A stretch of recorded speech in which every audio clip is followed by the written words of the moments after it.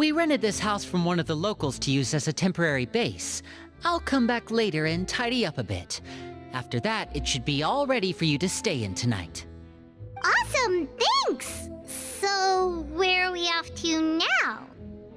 Well, when I happened to run into you two earlier, I was actually in the middle of distributing some supplies. With this many people staying in Poisson, we have to bring in outside supplies every now and then.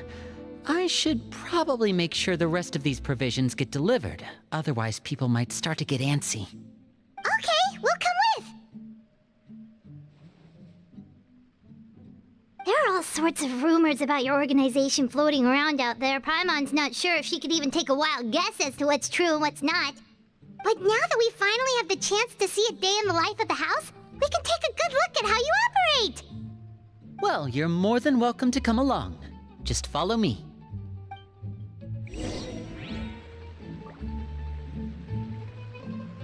Time to go.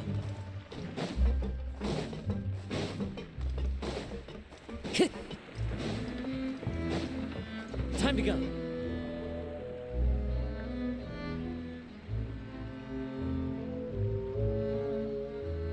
Lyney! We're finally here! The supplies. I'm assuming you've... Brought them with me? Yep, here you go. Hello? Something caught your eye? It's the Traveler and Paimon! No way! Come here, everyone! Hurry! The Traveler and Paimon are here!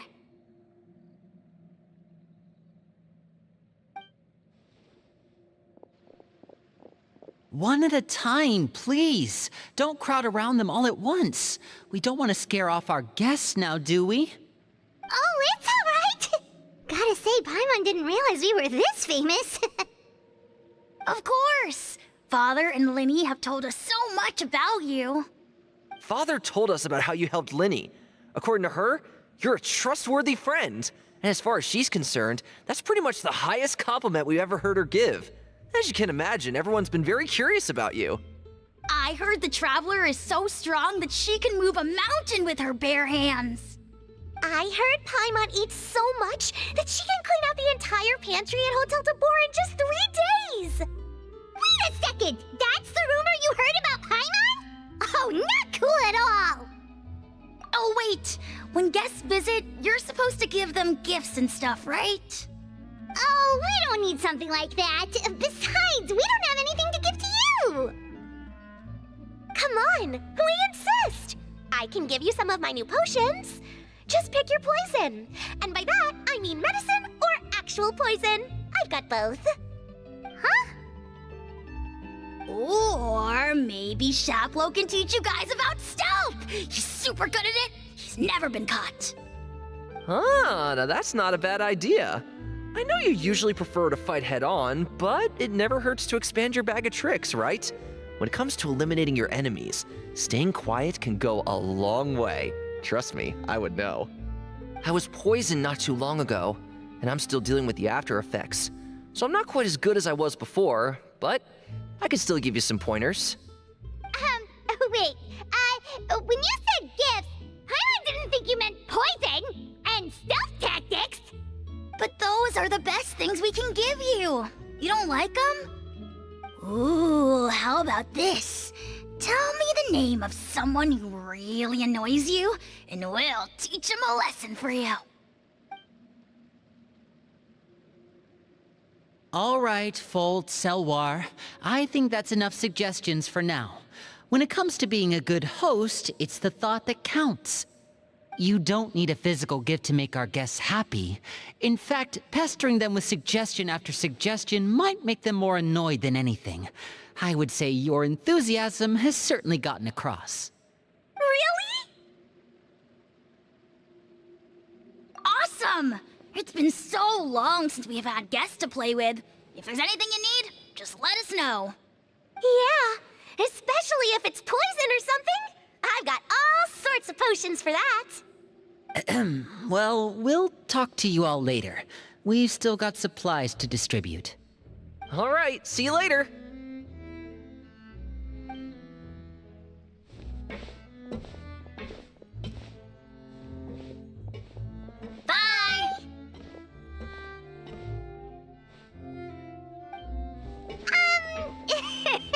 Lenny, about all that poison and stealth tactics talk just now. Scared you, did it? That kind of talk comes with being part of the House of the Hearth. When Foltz was really young, he strangled all of his family pets, just out of curiosity. He was labeled a dangerous problem child and was abandoned by his family. Elwar has an unnatural obsession with potions. Father has forbidden her from trying all the different concoctions she comes up with, but she still tries to test them in secret. You really have to keep an eye on that one. Chaplot is around my age. While I'm mainly responsible for collecting intelligence, he handles surveillance. He's very passionate about his work and has no reservations about taking on some very difficult missions. I know you two probably aren't used to that kind of talk, but I can promise you they only had the best of intentions.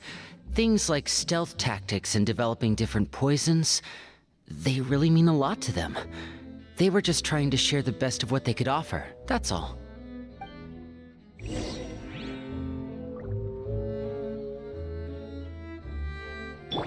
The wind rises.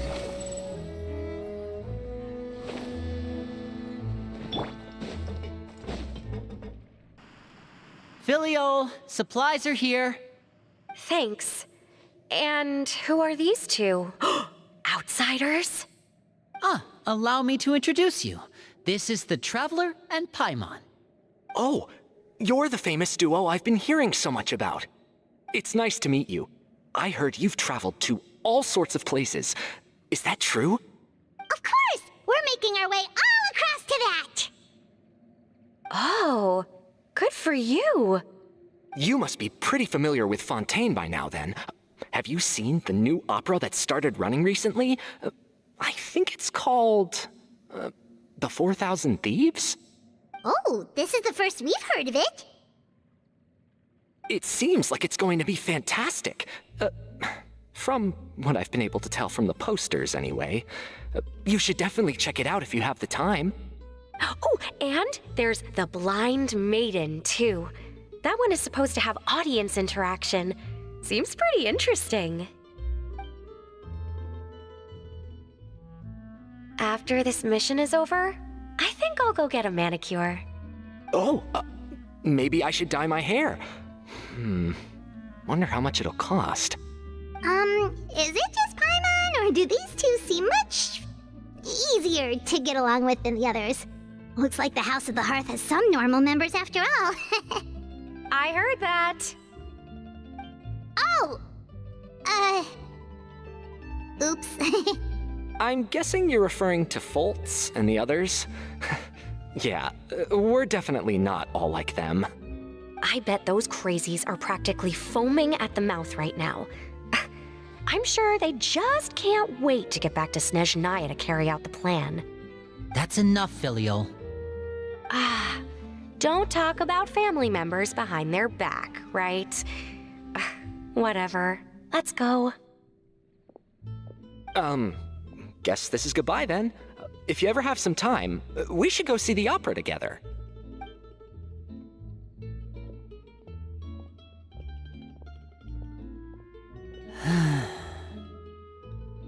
Well, that's it for the supplies. We should probably head back as well.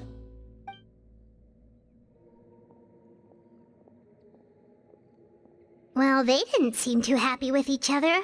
Seems like there could be something more going on here. You're right. We're only here as guests after all. Oh, Lenny's getting super far ahead. Come on, let's catch up.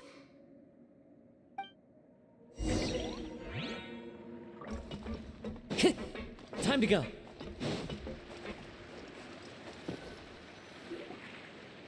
So, what do you think of the members you've met so far? Well, Father is always encouraging us to be strong-willed and independent. So if there's one thing we've got, it's people who aren't afraid to speak their mind. Well, I should probably get cooking. Wanna join? Of course! Then let's head out and... Fremine? What are you doing here? Fremine, nice to see you again! You too. I heard you're here as guests of House of the Hearth. Welcome. We were just going to make some food. Why don't you come along? I could use some help in the kitchen, and I seem to remember you mentioning you wanted to make seafood soup for the traveler in Paimon. Seafood soup? Oh, Paimon is drooling already. Were you looking for something just now, Fremine? Maybe I can help. It's nothing. I just wanted to see if there were any extra supplies. Yeah, we've got some left over. What do you need? Some food and water, and some clean cloth, if possible. No problem. Give me a second here. Food, water... Wait a minute. What do you need all of those for? You're not on any missions as far as I'm aware, and you were just going to come eat with us. So what's this all about? I thought I'd grab an extra portion because I get hungry at night. Could be because I'm growing, you know? And... Fremine, you remember what I told you? You're not like me. Your lying skills still need some work. Tell me what's going on. Is it really bad enough that you have to keep it from your own brother? Maybe it'll be better if we gave them some space. This is the first time I've seen that kind of look on your face. Whatever happened, does it have something to do with Father? yes. Just follow me.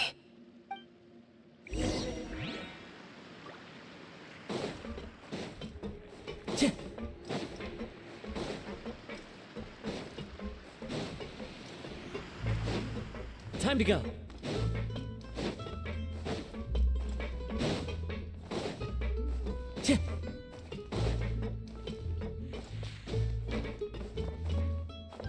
One with nature.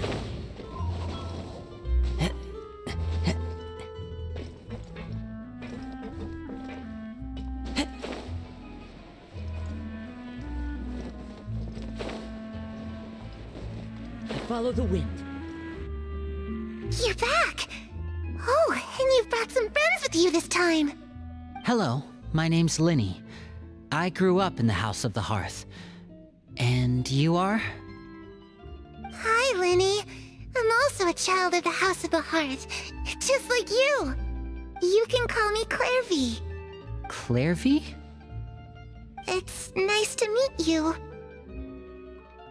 Does that name ring any bells, Lyney? No, not at all. That's not a name we have on our roster, I'm sure of it. What I'm not sure of, though, is how she managed to sneak in. She must be the phantom child Father's been searching for. From the looks of it, I'm guessing you were the one that found her, Fremine. You, haven't told Father, have you? No, I haven't told anyone. I've just been keeping her hidden. For how long? About half a month now. So ever since we got to Poisson, then, do you have any idea what you're doing? I know what I'm doing. Really? 'Cause from where I'm standing, it looks like you're hiding the very person Father has been trying to find. If Father finds out about this, everyone involved is going to be punished. You know the rules of the house, Fremine. I know you do. Father doesn't tolerate any form of betrayal. So why are you doing this? I've thought it through. And I just can't hand her over like that. Lyney, don't you remember last year?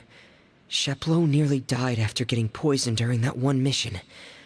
He wasn't able to get back before the poison started taking effect, and not a single person was there to help him.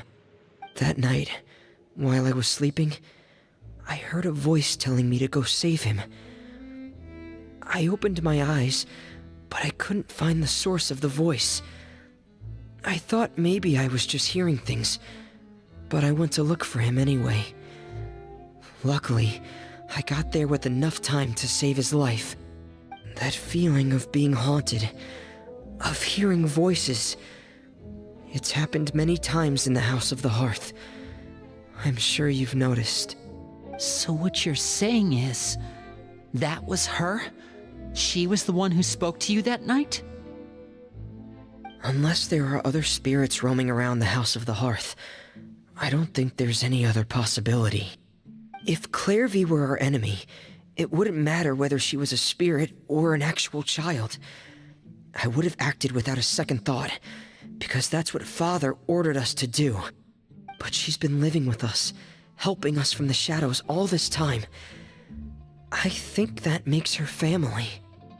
I couldn't just hand her over to be dealt with. Not when there's so much we still don't know. So what's your plan then? You can't keep her here forever. Someone is bound to find out eventually. I haven't thought that far yet.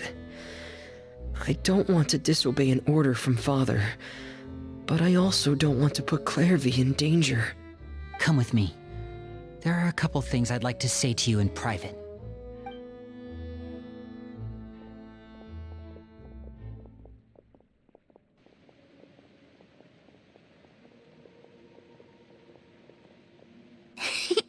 Those two sure care a lot about each other. Well, they got a funny way of showing it. From where Paimon was floating, it sure seemed like they were about to bite each other's heads off. No way!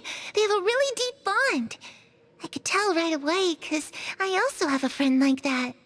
I just don't know how long that kind of bond can last. The darkness in the house runs deeper than you can imagine. No one can get out alive. I'm sorry, Linny. I really didn't mean to drag anyone else into this. Oh really? You didn't mean to? 'Cause I for one wish you did. Huh? What do you mean? You know, when we were younger, you didn't call me Linny. You called me brother, just like Lynette. We grew up together, the three of us. We were all orphans, all rescued by Father. Of all the siblings in the House of the Hearth, I think our bond was the closest. Later on, when you started calling me Linny, I wasn't actually surprised. After all, Lynette and I are related by blood. We've had to depend on each other to survive long before we joined the house. Linny, The darkest and most difficult moments of my life happened before you and I had ever met. I'm sure that's true for you as well. Even so, Freminet, we've stood by each other for all these years now, and to me, that means more than blood. You and Lynette are the most important people in my life. No one can replace you. So I won't let you face anything alone. Not if I can help it. Oh, looks like things are getting kinda heated between Linny and Freminet. Maybe we should go check on them. Oh, it's raining. I should put my clothes away. Hey, you two! Hope we aren't interrupting anything. Like a fight, or... Oh, wait a minute, Freminet. You're not crying, are you? Is everything alright? everything's fine. Thanks for asking. Well, we're all friends here, right? We've been through so much together, so if there's anything we can do to help, just say the word. It's just a small family dispute. It's not something our guests should trouble themselves with. In fact, it might be better if your stay ended here. What are you getting at, Traveler? When guests are around, families are often on their best behavior. And any disputes are less likely to escalate. That's what you're trying to say, isn't it? I just... Thank you. I was really hoping to keep you out of it. But even if I could think of some other reason to turn you away, I'm not sure I could convince you. I know things could turn dangerous, so I promise you this. From now on, I'll protect you like my life depends on it. Me too. Well, back to the matter at hand then. If we don't plan on handing Clairvy over to Father, then our only other option is to solve the mystery of her identity before Father is able to track her down. That means finding out where she came from and what she's doing here. Then we can send her on her merry way and pretend like none of this ever happened. I've tried that already. And? And nothing. I tried taking her somewhere really far away, but after some time, she just reappeared. She even came with us all the way to Poisson. It seems like wherever the house is, she follows. I don't know much about spirits. Do you two have any ideas? Let's see here. Paimon remembers hearing something like, if you fulfill a spirit's last wish before they died, they'll let go of whatever's keeping them here and return to the ley lines. Oh, it's just that Paimon doesn't really remember where she heard that, so it's not guaranteed to work or anything. Well, sounds like it's worth a shot. Guess that means we should go ask her about her wish.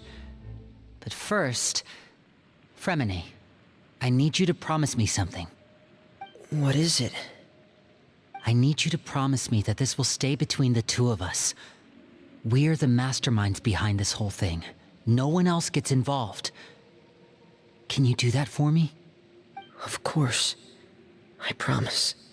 All right. Then let's seal the promise just like when we were kids. Fist bump on 3. Ready? 1, 2, 3. I swear.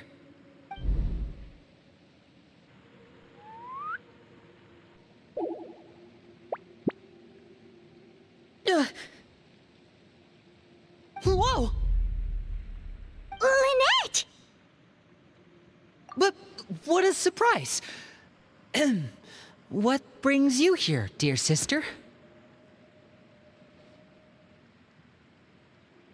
And, when exactly did you get here?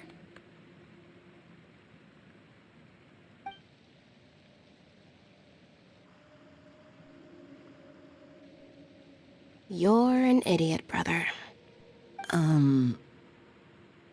And you too, Freminet.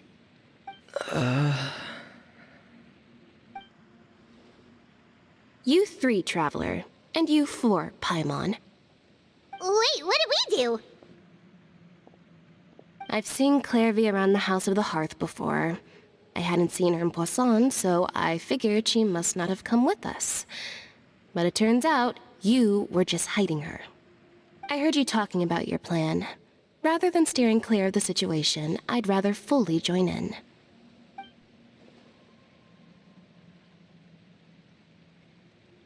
If you don't agree, I'll have no choice but to report everything back to Father.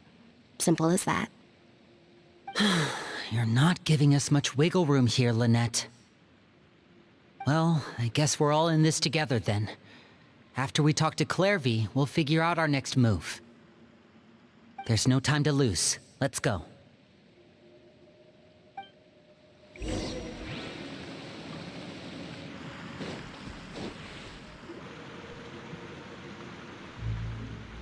I'm full.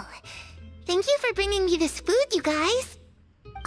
She said she's full, but the food doesn't look like it's even been touched. That's right. Based on what I've been able to observe, it doesn't seem like Clairvy can interact with the physical world at all. Still, when she's presented with food, she'll always linger around it for a good little while. Maybe, in her mind, she really is eating those things. Does she know that she has already passed away? I've tried to ask her, but she didn't answer. My guess is that she's just as confused as we are. Or maybe she couldn't understand the question at all. Clairvy, if you've got some time, I'd like to ask you a few questions. Sure. Oh, another new friend. Hi, I'm Clairvy. Hello. Clairvy, how did you join the House of the Hearth? Huh? Isn't it the same for everybody? The knave brings you here and then you can't leave. It's just that your name, it's not on the roster. And I've never seen you before. The roster? Oh, I get it now. I think there might be some things you don't know about this place. The people in charge, they're not as nice as they look. They say they keep a roster, but it's not complete. There are a lot of people who aren't on it, and never will be. In this house, some people are family, and other people are just test subjects. Those kinds of people aren't ever going to get a place on the roster, unless it's the roster of people who've been executed. Wait, does that mean the knave... She... Is there anyone that can vouch for you? Perry, she's my best friend. She's the only one I trust in this place. Have either of you heard of that name before? No. Me neither. Clairvy, Perry. Neither of those names are on the roster. But it seems like she's telling the truth. Either that, or this kid's already got a bag of tricks bigger than mine. Maybe we should try a different approach. Clairvy, do you have a wish? A wish? It can be anything you want. Just imagine. It's your birthday, you're blowing out the candles, and your wish is...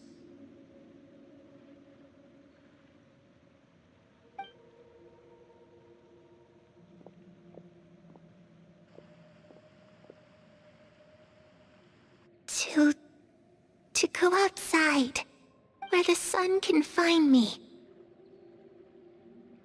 That's... it? Well, that sounds easy enough. The darkness in the house runs deeper than you can imagine. No one can get out alive.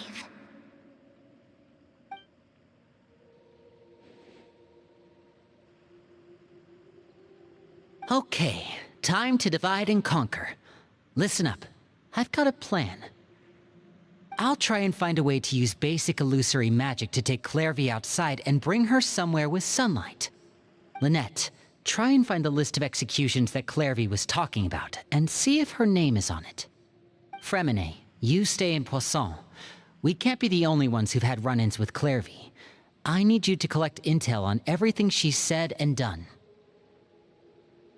Understood. I'll try my best. What about us? What should we do? I really appreciate your willingness to help, but this is a family matter. I don't want to drag you in too deep. It's too risky. Let me think. Since Father considers you to be guests, maybe you could stick by her side for a little while.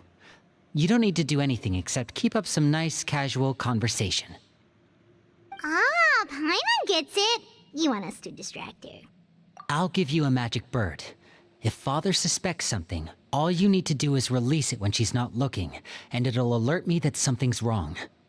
Of course, that's only as a last resort. If Father doesn't seem to notice us, there's no need to make contact. We'll reconvene here tonight after all's said and done. If the worst-case scenario happens and we're discovered, just tell Father everything. We're not going to let our guests get punished for our own actions. That's where we draw the line. You too. Okay, this is where we part. Father should be at the beach nearby.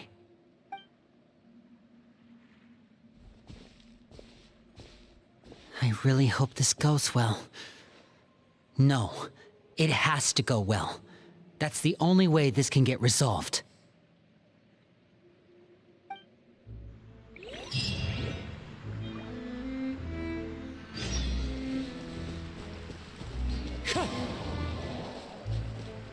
Clairvy, I'd like to take you somewhere. Sure.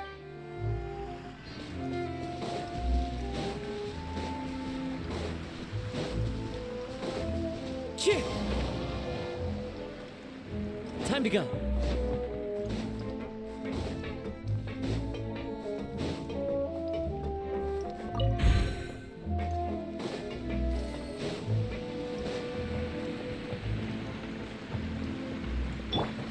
Squall Fury.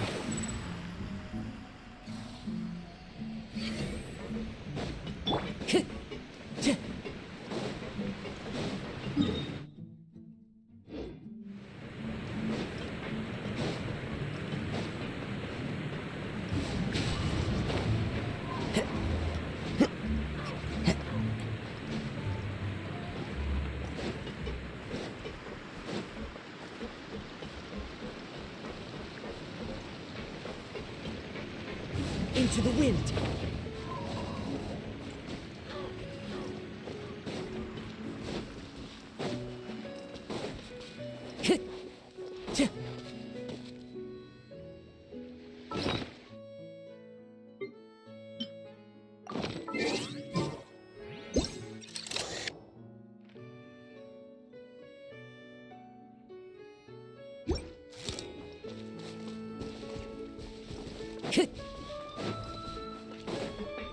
Time to go. It's the knave and child. Hey, aren't you supposed to be in Snezhnaya recuperating? What are you still doing in Fontaine? Oh, it's you two. I didn't expect to run into you here. I was unconscious for quite a while after the fight in the Primordial Sea. After I woke up, I realized I was being taken back to Snezhnaya, and well, I couldn't have that now, could I? Not when I've still got unfinished business here in Fontaine. So, I mustered up all my strength and made the journey back on my own. What sort of unfinished business are we talking here? It has to do with Skirk, my master. I really wanted to meet up with her, but by the time I got back, she had already left. I still have so many questions for her. Without any other leads, all I could do was ask the knave to help me track her down. She must have left behind some traces from her time in Fontaine. Oh, okay, so have you found any clues? Unfortunately, no. While the House of the Hearth is adept at collecting all manner of intelligence, certain existences can still manage to escape our purview. Basically, unless Master feels there's a need to meet with me, she's not going to be found. But that problem has an easy fix. I just need to become stronger, and then... Paimon thinks you should focus on getting better first. The worst of it is over. It's all thanks to that one kid from the House of the Hearth. Elwar, I think her name was. She gave me a bunch of random potions to drink. They didn't go down easy, let me tell you. Pain and chills all over. But they really did help speed up my recovery. And that's good, because it looks like I really do have to head back this time. The old man's been putting the pressure on me. He sent someone to tell me I'm needed for some sort of project. Project Stuja? Yeah, that's the one. I heard Regrader's involved too. I'm not looking forward to having to listen to all his monologuing, that's for sure. Hey, maybe you could think of a way for me to stay in Fontaine for a little longer. Helping Lyney and the others brush up on their fighting skills would be far more interesting. If you and I could spar, that would be even better. I've been waiting for a chance to see you go all out. And what a sweet little daydream that is. But I also have a role to play in all this. I'll be leaving Fontaine shortly as well. Besides, considering how little they see fit to step outside the homeland, being called on to return to Snezhnaya by such illustrious dignitaries, what a great honor. Wouldn't you agree? One I could do without, I'd say. Is it just Paimon? Or does it kind of seem like they're... So, dear guests of the House of the Hearth, to what do I owe the visit? Well, we just... right! We're super close to Lyney and the others, but we still don't know much about you! Is that so? Introductions have already been made, have they not? Oh, well, You see? There's only so much you can learn about someone from a short introduction. At least tell us something a little extra, like... Why do you call yourself father? Huh, good question. I'd also like to know. The fact that you have to ask tells me our intelligence work has been quite successful. Telling you the answer to that question would only serve to undermine that success. And we can't have that, now can we? Spoken like a true diplomat. That was some expert sidestepping right there. Well, if there's nothing else, I think I'll take my leave. I still have a small matter to resolve at home. Wait, don't go!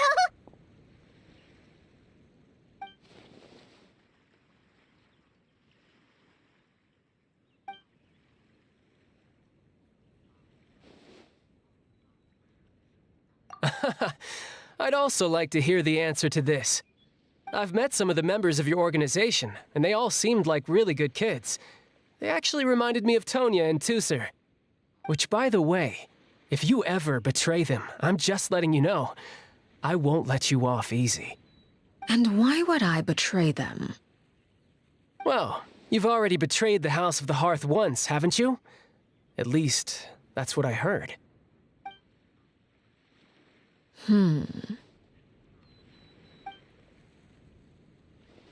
Okay, I admit. That's just what the old man told me. The rooster, I mean.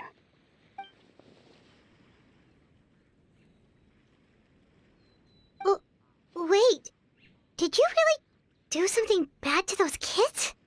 Never mind what I've done. I'm more curious as to what the mighty rooster had to say. Care to enlighten me? Ah, well, nothing much. House of the Hearth, and even going so far to attack your own family. I see. Oh, based on your reaction, I'm guessing it's all a bunch of lies. Hardly. I don't appreciate his particular turns of phrase, but I suppose he didn't say anything untrue.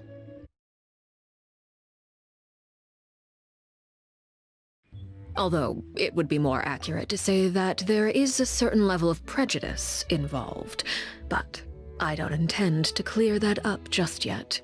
Prejudice has a funny way of concealing the real things, an attribute that I find to be quite advantageous.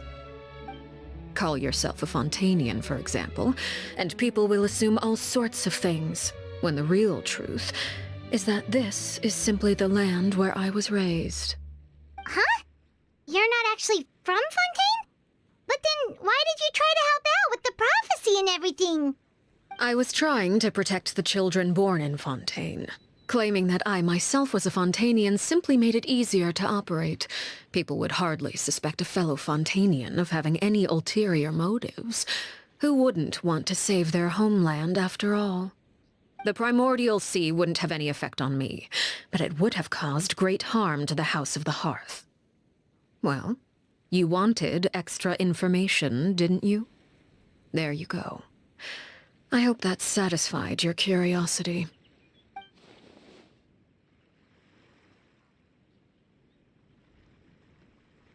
So, you stayed in Fontaine for the kids. I guess I was wrong to believe you'd betray them. Apologies. Looks like I was holding on to some prejudices myself. Good. Like I said, I like it when others have misconceptions of me. Actually, while I was recuperating at the House of the Hearth, there was something else that really caught my attention. I heard that members always resolve disputes and arguments with a friendly spar, and the loser has to back down. Seems pretty cool if you ask me. Would also give them plenty of opportunities to hone their skills. Well, that's only a recent development. In the past, such spars weren't nearly so friendly. The losing party would lose everything, including their life. They were that high stakes? Whew, at least that's not a thing anymore. Well, the current atmosphere's not half bad. I'm a bit jealous, actually. You've got so many family members around you, and you even get to live with them. Having a lot of family around means dealing with a considerable amount of bickering and scheming. Once Tonya and Tusser enter their rebellious phase, I'm sure you'll understand. Just imagine, Tusser becomes obsessed with plucking out strands from the rooster's mustache, or Tonya decides to dye her hair 42 different colors. Okay, okay. I get the picture.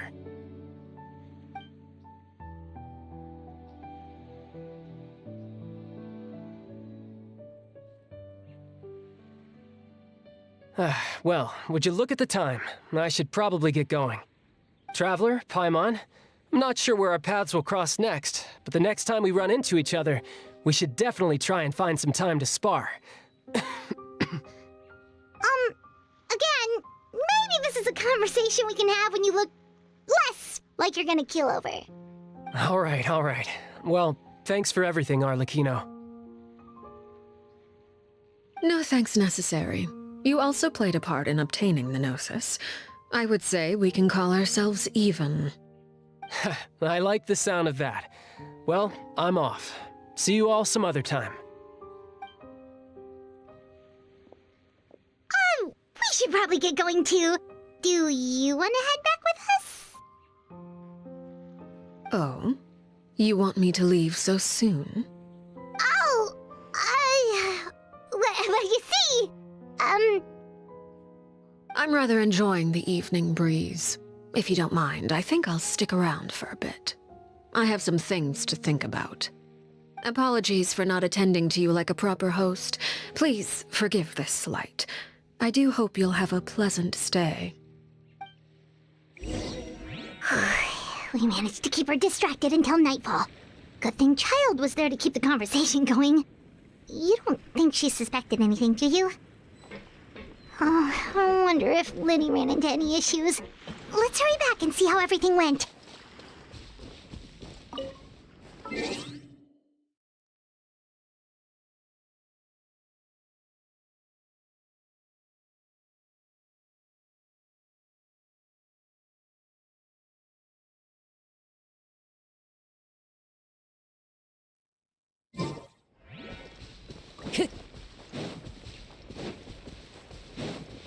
Time to go.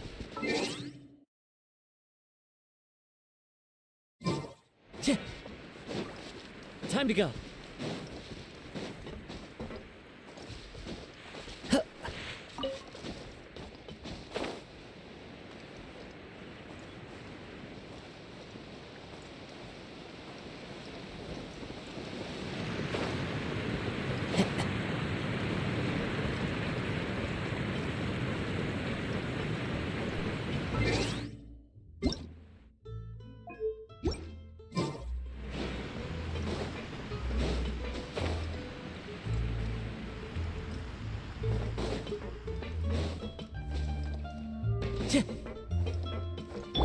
Hold the line!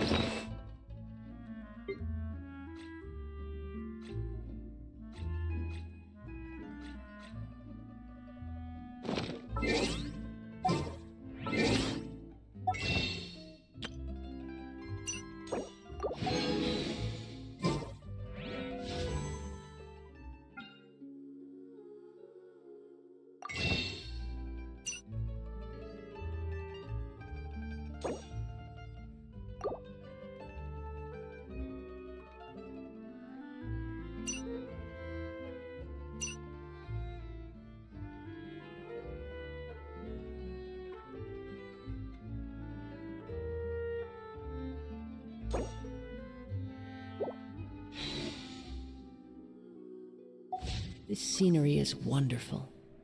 Surely enough to convince anyone to become a wanderer.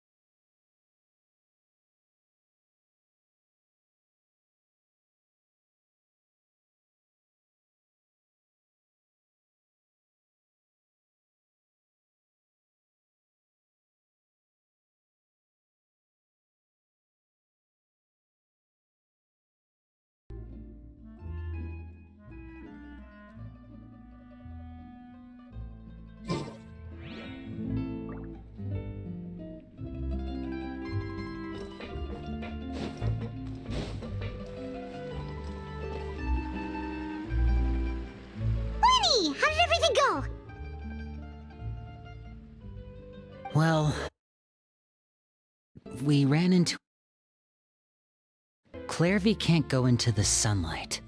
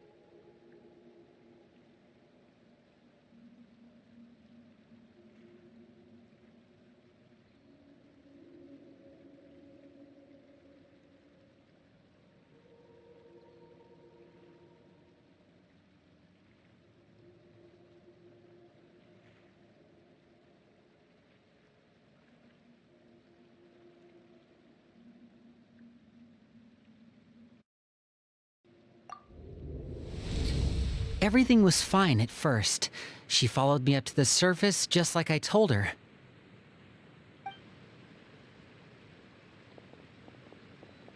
But as I led her out of the shadows and into the sunlight, she vanished.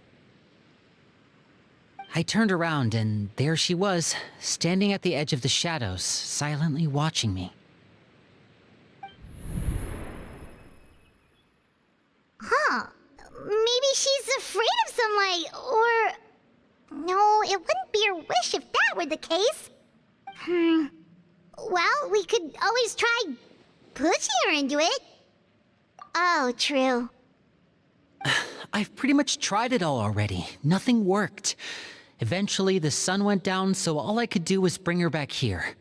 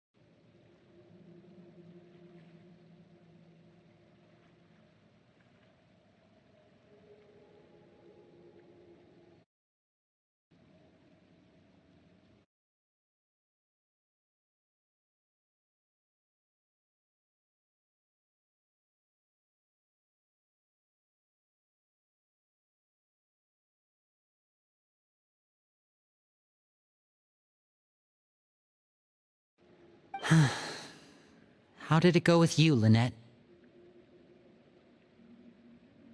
Good. I've got the list. It's right here. Really? Well, what are we waiting for? Let's take a look!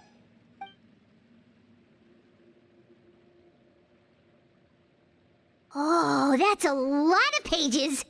Oh, it's gonna take forever to get through it all. We can each take a section. Here. La Pouillade, L'Endroit, Chambel, Horaire.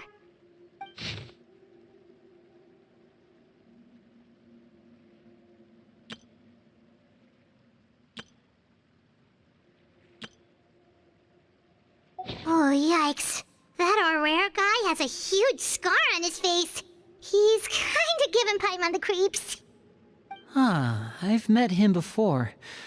The scar is from an injury he received during a mission. I still remember him joking with me about it. He said any future lover would take one look at him and then lose all interest. Did he say anything else? Well, I asked if there was someone he was interested in. He said no, and that's where our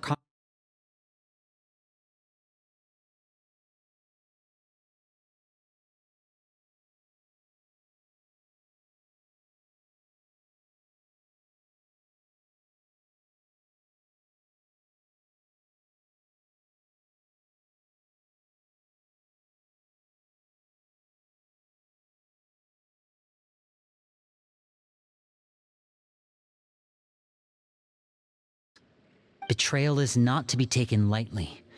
We know too many secrets to come and go as we please. So, if you do try to leave, you pay with your life.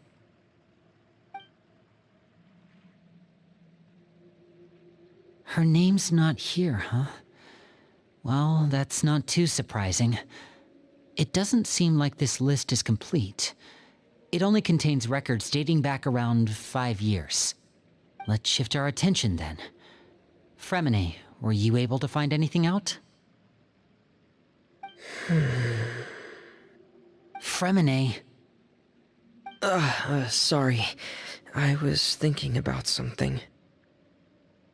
I managed to talk to quite a few people, but I couldn't help but notice that the atmosphere in the house was a little...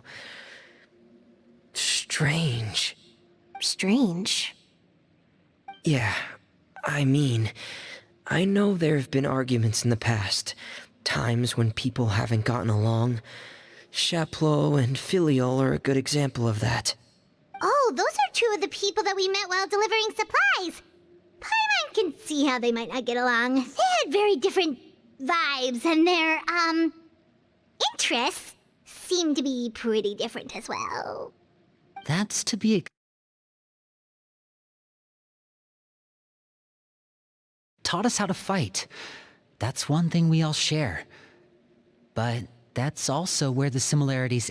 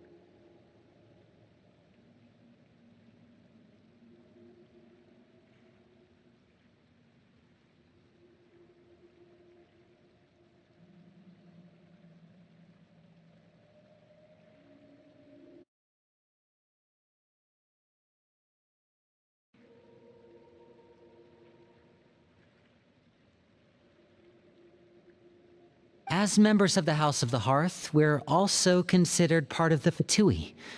And to a lot of people, that's an identity they never asked for. Certain members get older and realize they want something else for themselves. But considering the rules of the House, most people would never say that out loud. People like Chaplot and Foltz are loyal to Father and her vision.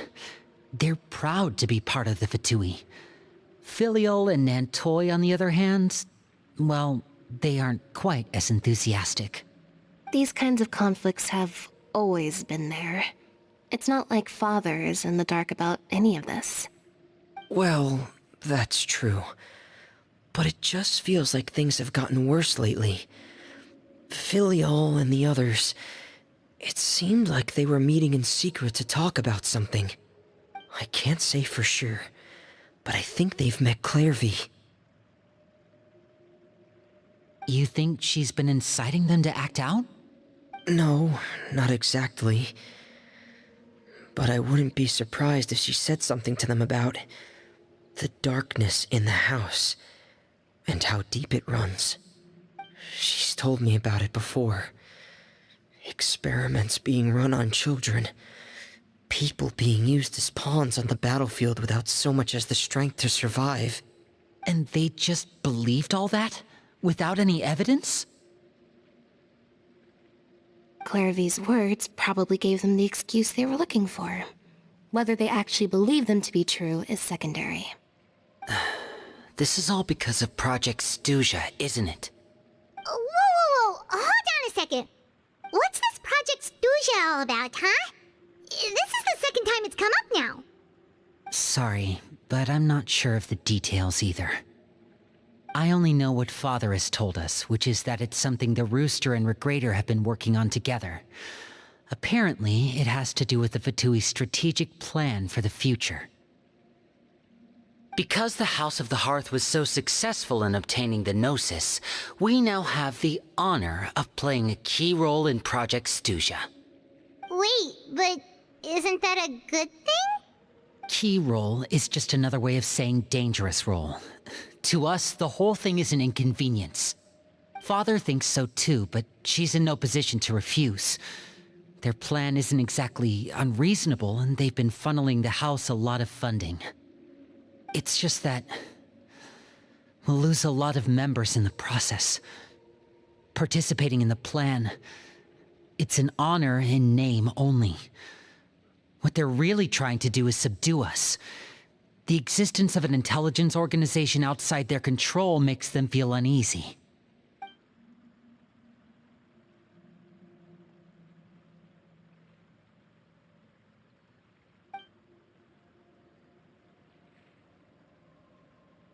Okay, super complicated top secret Fatui business aside, what does all of this have to do with the conflicts you were talking about earlier? Paimon doesn't get the connection. External pressure has a way of exacerbating internal strife. You can't overlook the power of fear either. People are afraid of dying, and that fear is often the impetus for a lot of stupid decisions. I thought resolving the Clairvy situation would make everything go back to normal, but it looks like things are more complicated than I thought. If we leave Filial and the others to their own devices, sooner or later, Father will be forced to take action. We can only focus on one situation at a time, brother. You're right. Even if we confront Filial and the others, it won't do any good. It might even make matters worse. We should focus on Clairvy for now. Well, it's getting late. We should head back and get some rest. We'll try again first thing tomorrow. Lynette, you stick with me this time. Freminet, keep a close eye on Filial and the others. Make sure they don't do anything they'll regret. Good work today, everyone. Have a good night, and I'll see you tomorrow.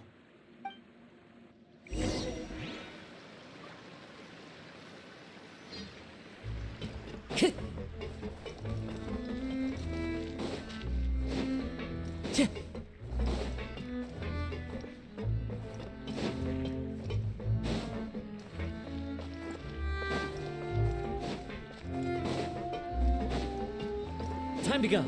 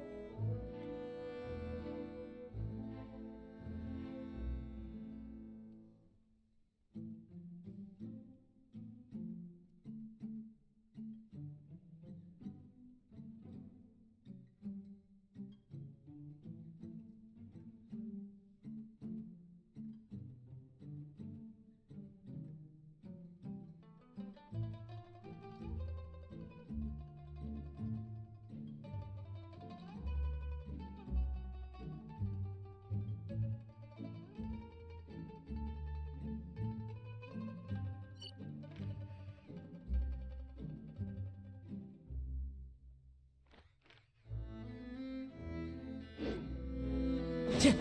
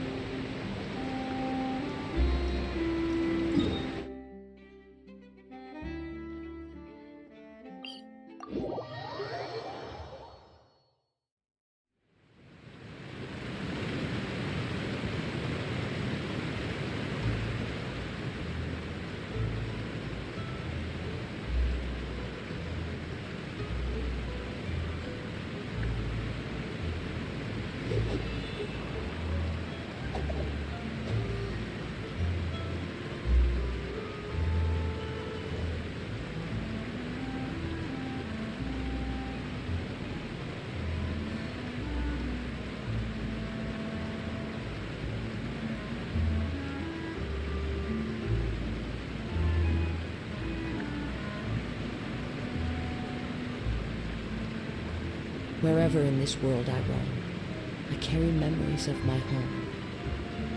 This blade, it is the last link I have to the land of my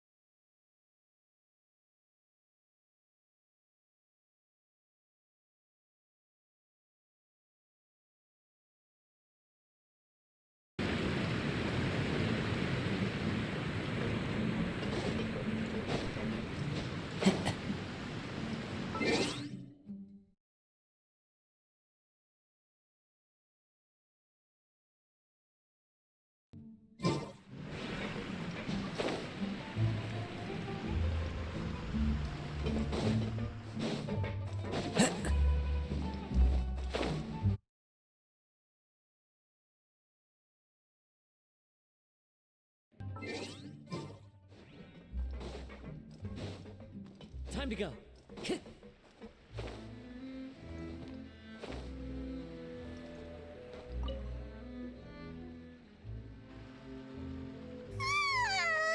Oh, I'm always looking forward to an early night, but she can't sleep at all.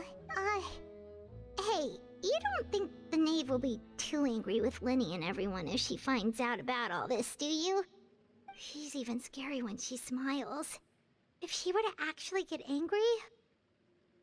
Ooh, you have to protect Paimon if that happens, okay, Traveler? Trust is ever, Traveler. Look! Look over there! Quick! Let's catch up with her before anyone sees!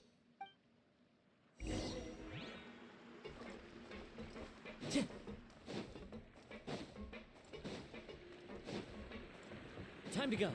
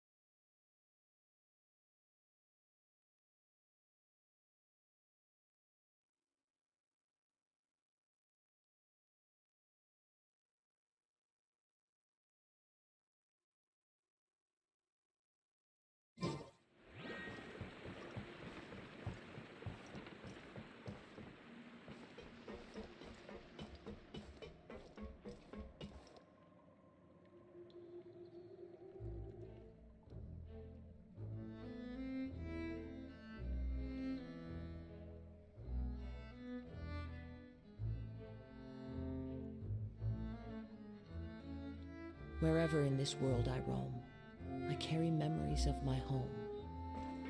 This place. Over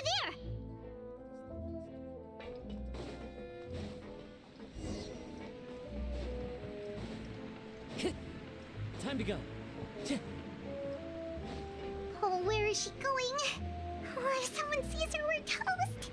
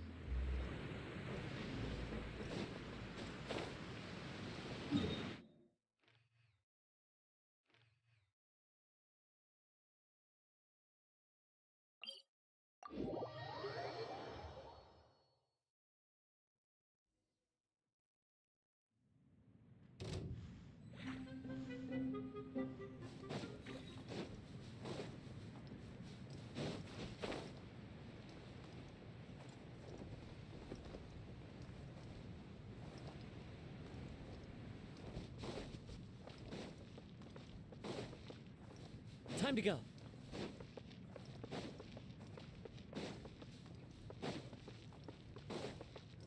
Hit.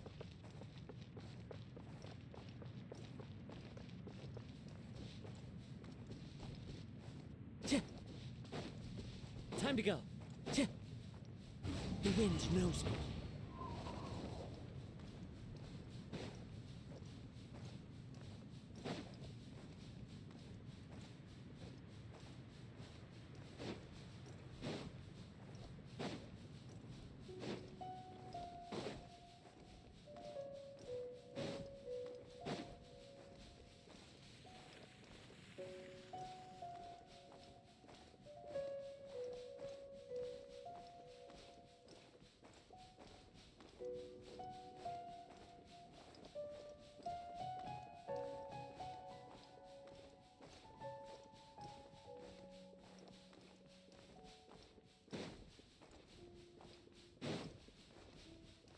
Time to go. Hit.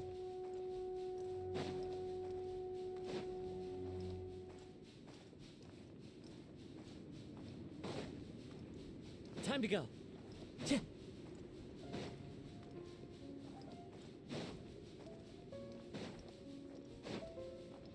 Time to go.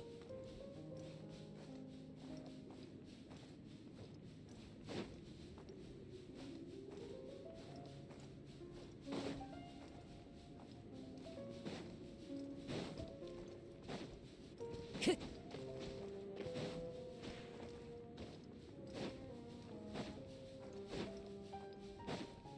Time to go.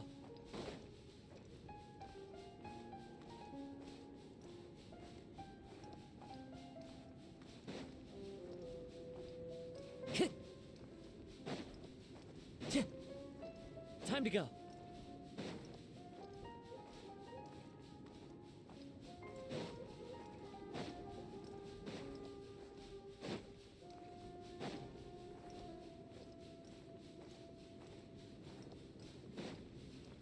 Hit.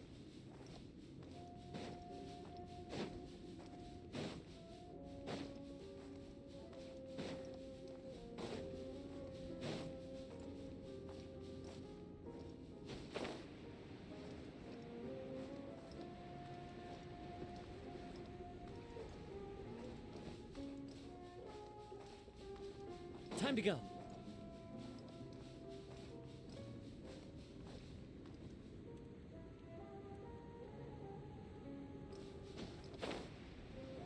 Cheer.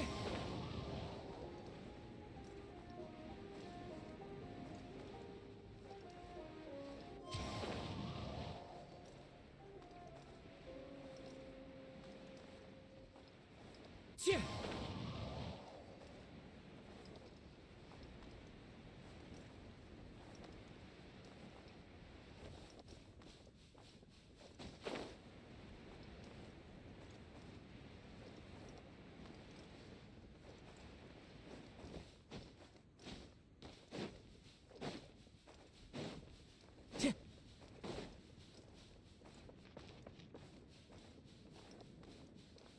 Time to go.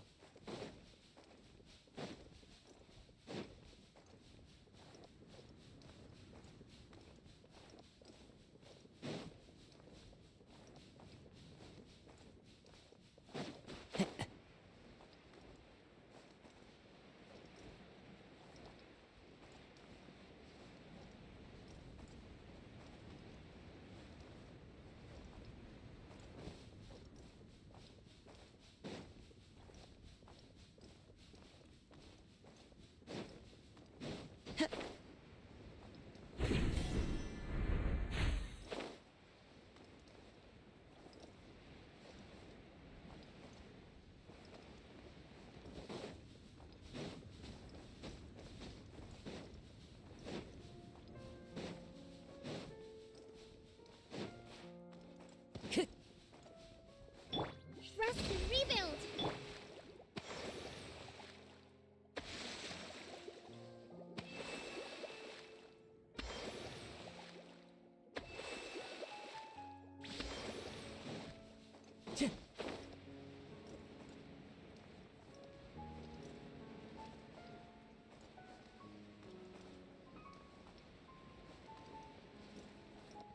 Chee!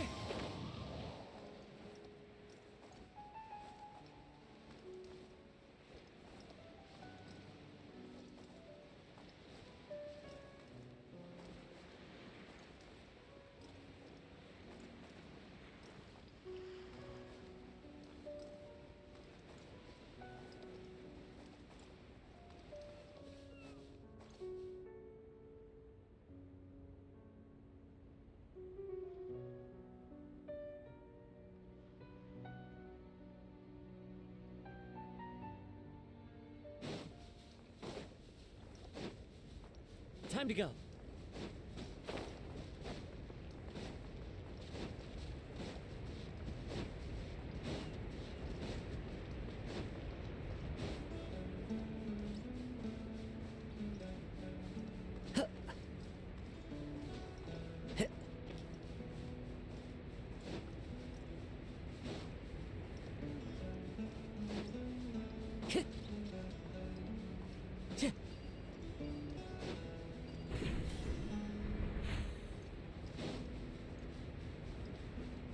Time to go.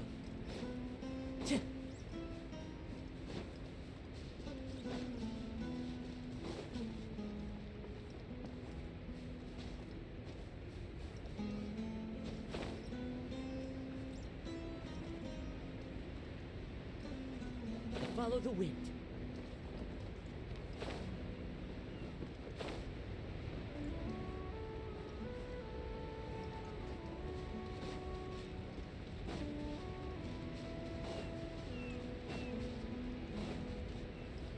Time to go.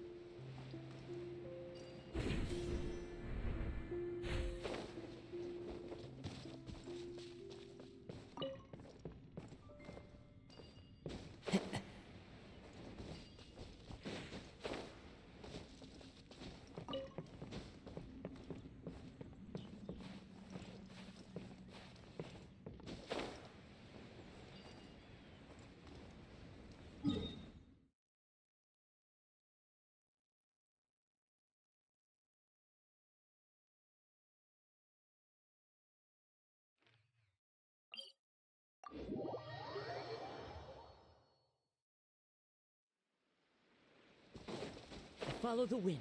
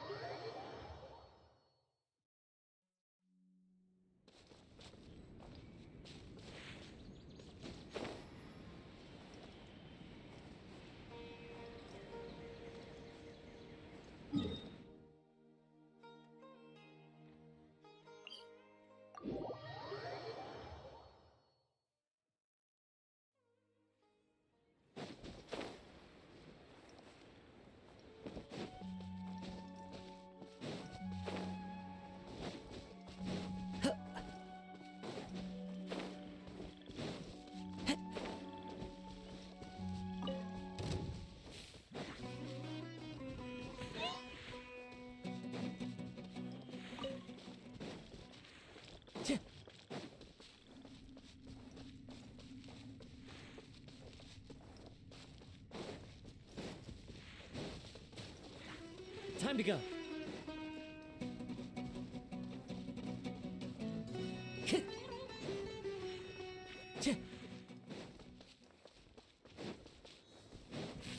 Time to go.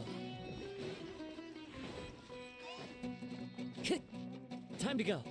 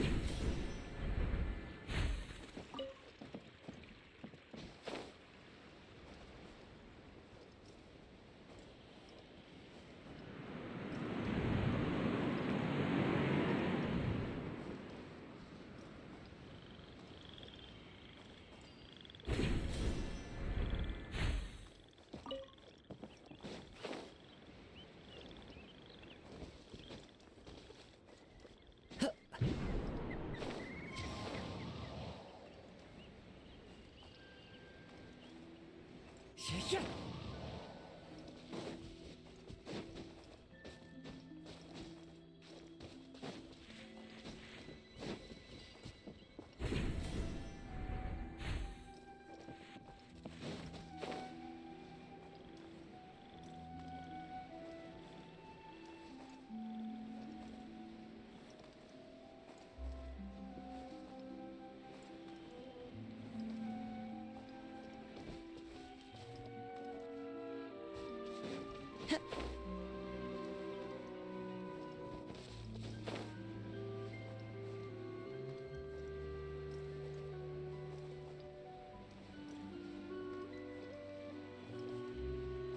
Yeah.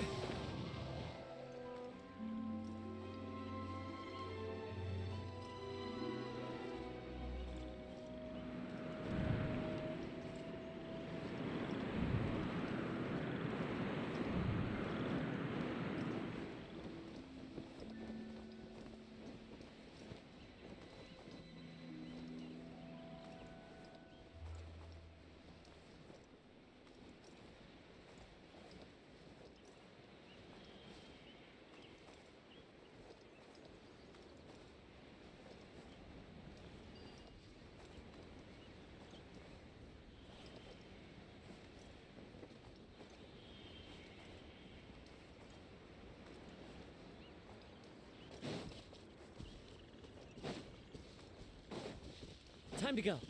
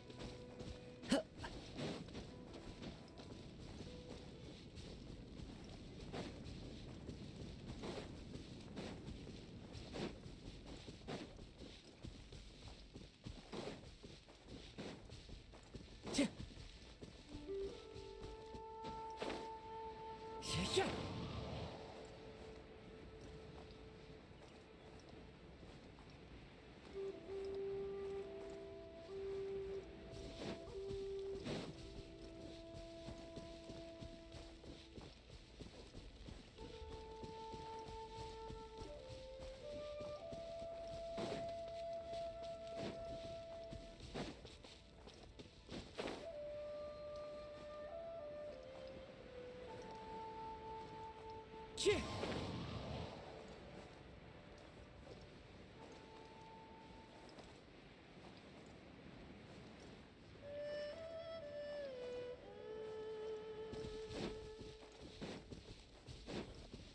Yeah. Into the wind.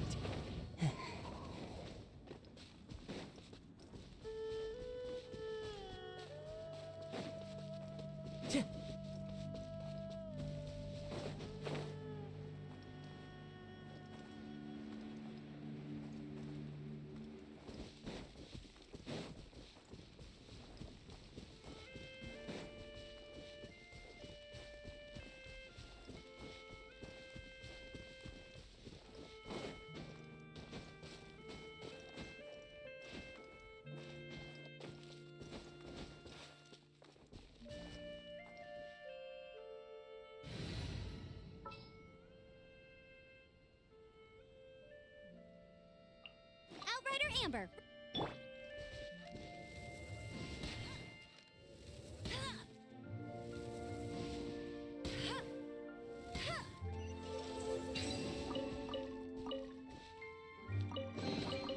Opening a chest is like unwrapping a gift. Are you sure?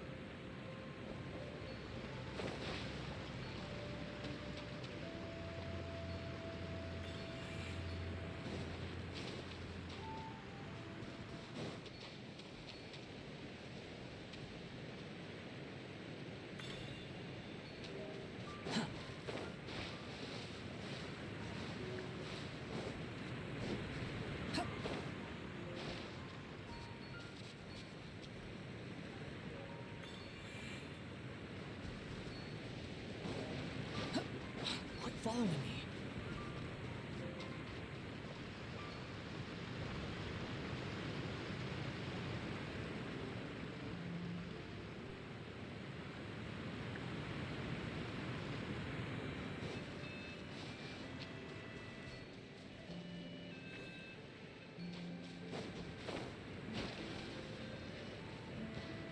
Behold!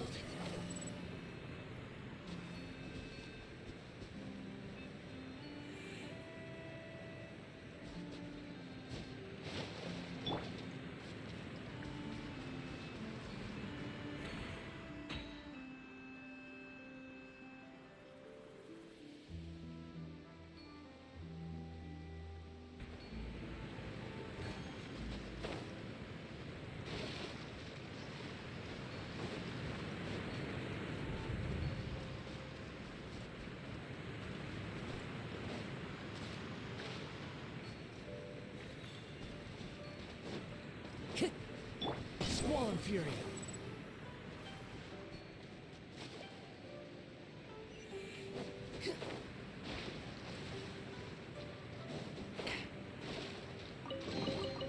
take it and have fun.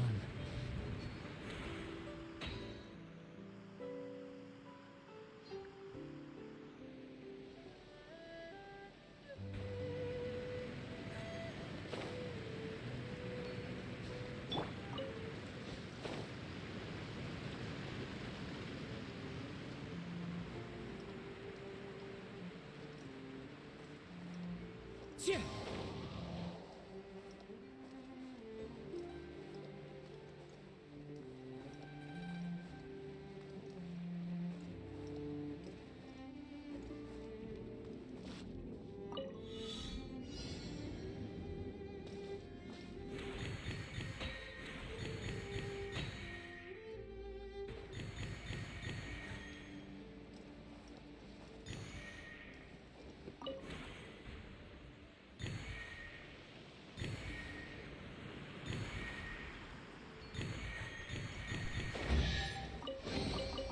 A fateful offering. Behold!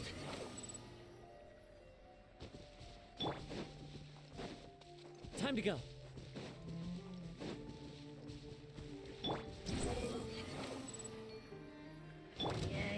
Hold the line!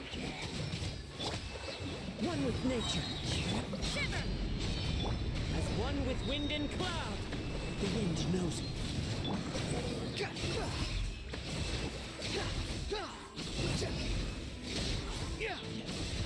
Search for it.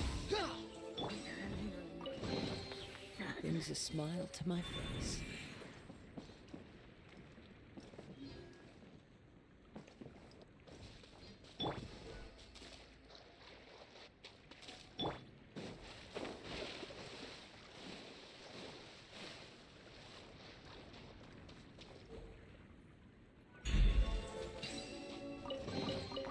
A fateful offering.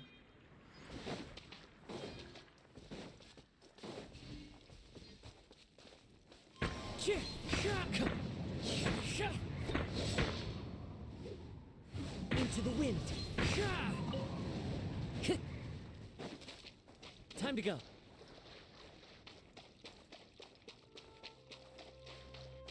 The wind knows me.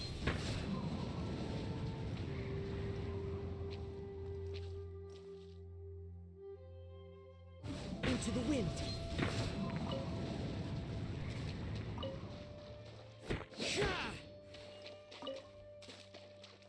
The wind knows me.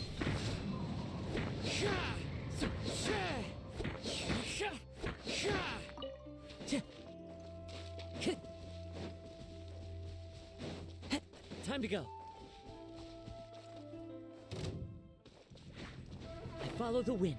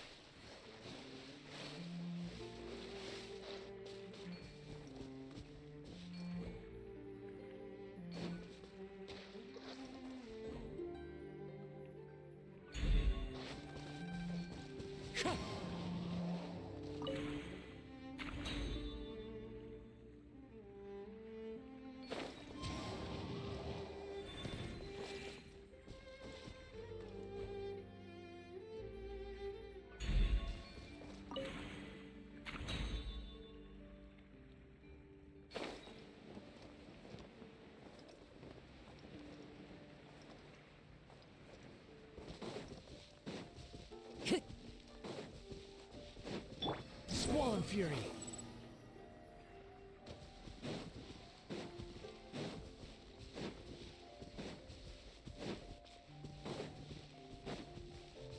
Quit following me.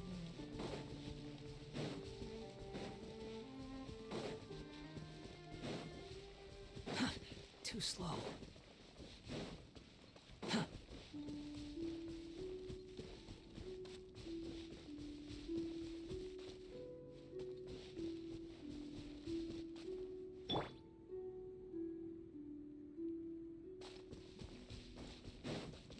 Time to go. Time to go.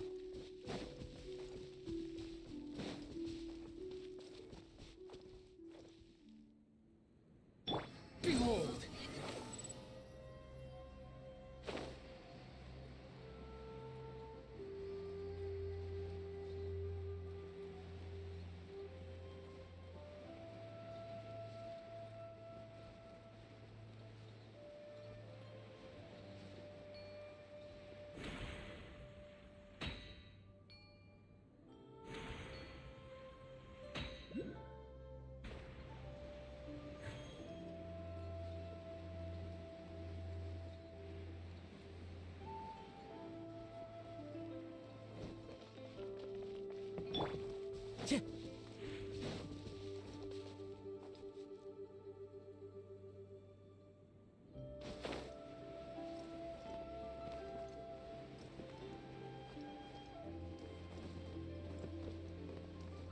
Yeah.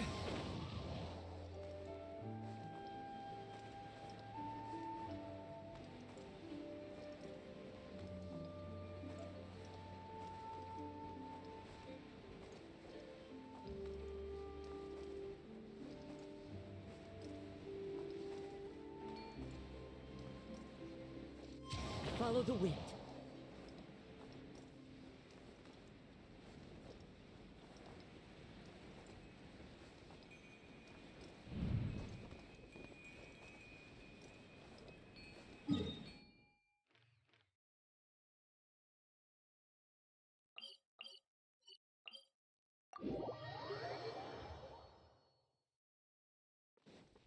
Time to go.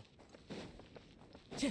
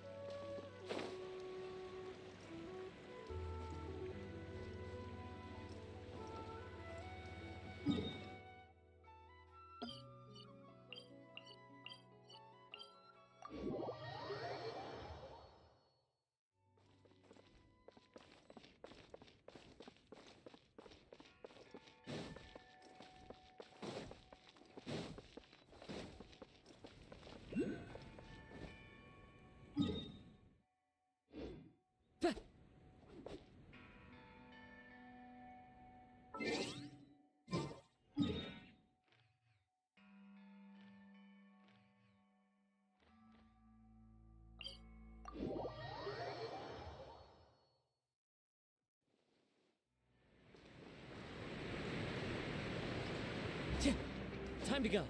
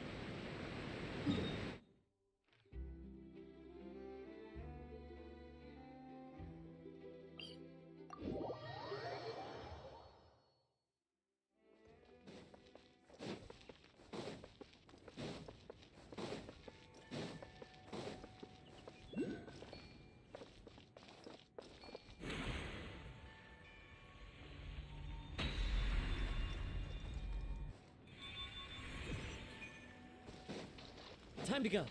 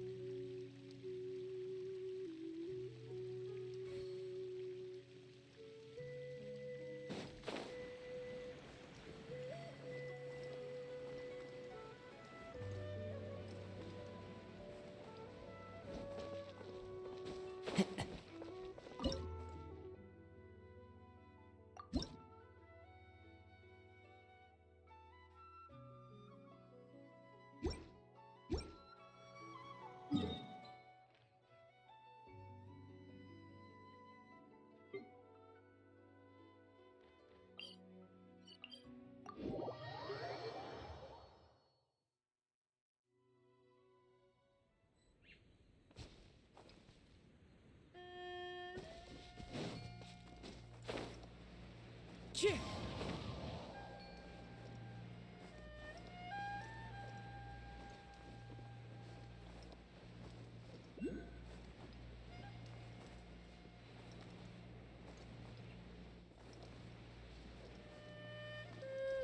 Yeah.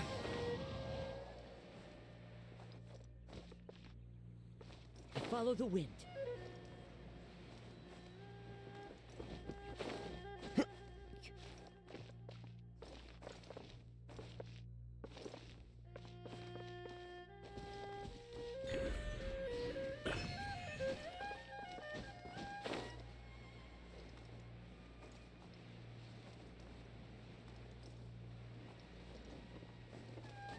Yeah.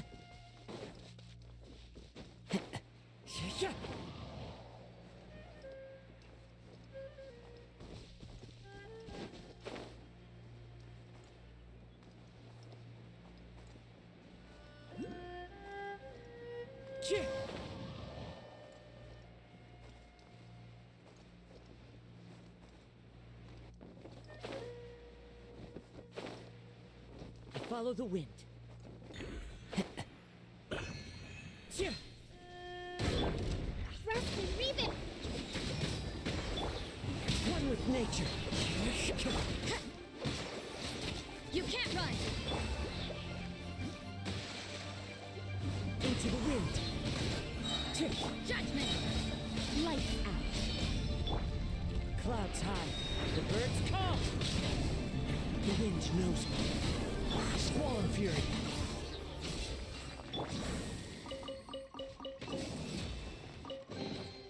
Brings a smile to my face.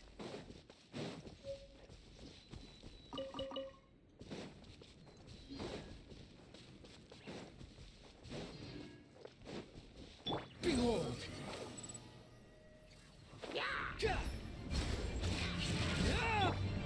One with nature.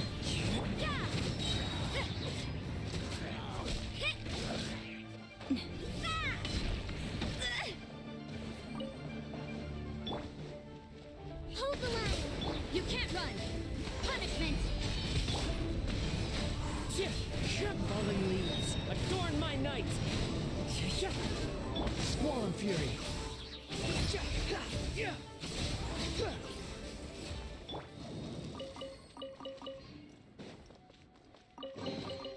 A fateful offering.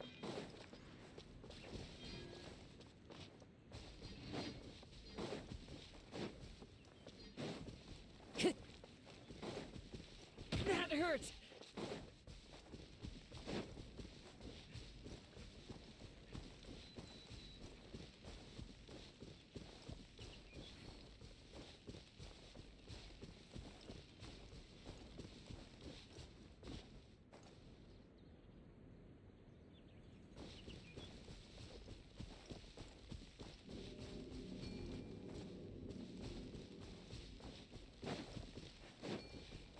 Time to go.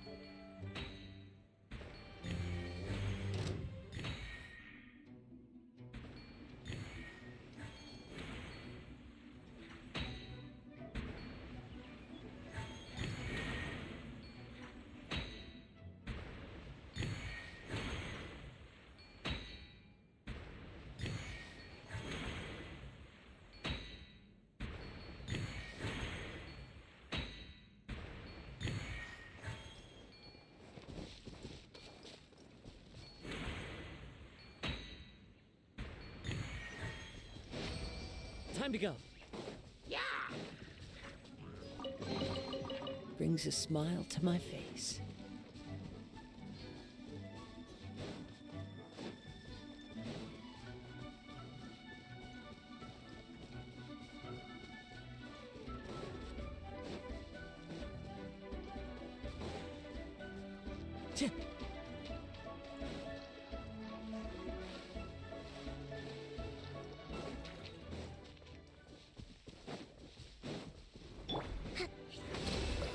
Judgment! Shiver! Into the wind. Clouds high. The birds call. The wind rises.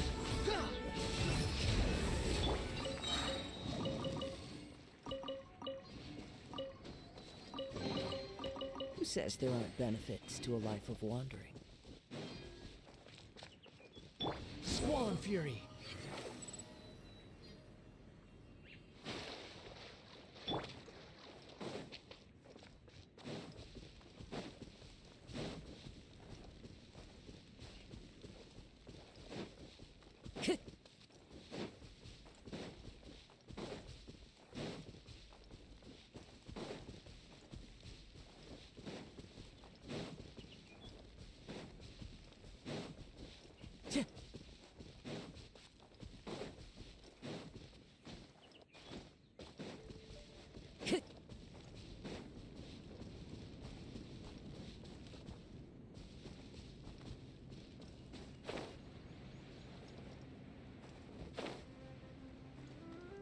Follow the wind.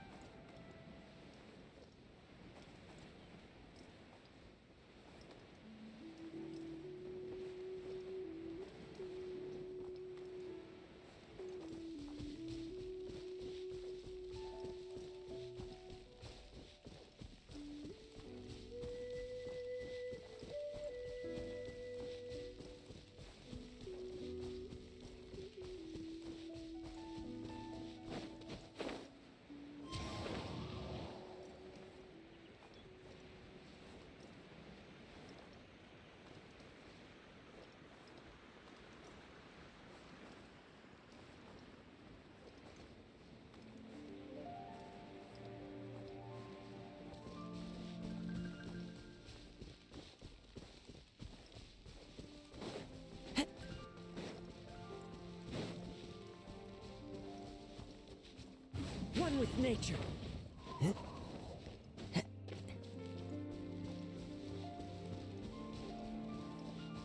Time to go.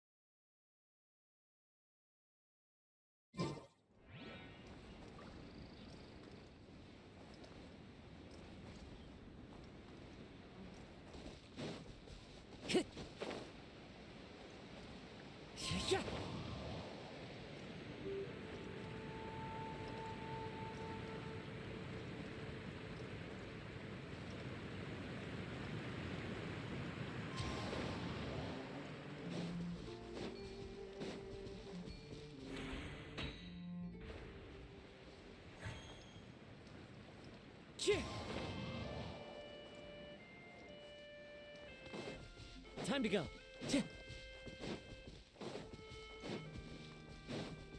Time to go.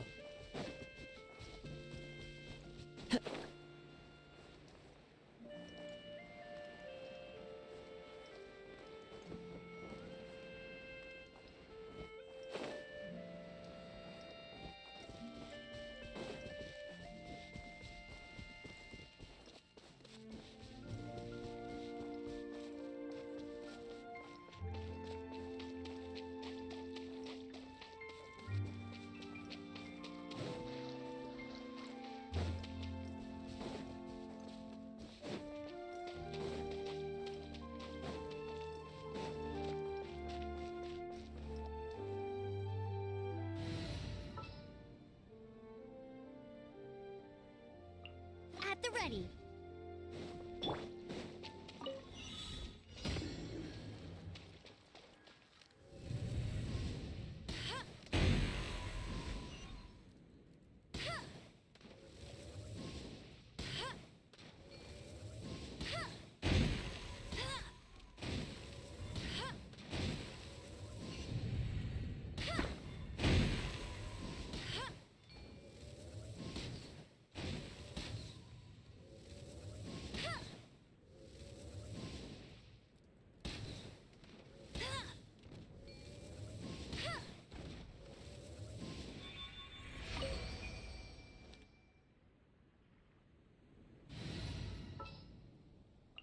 This had better be in...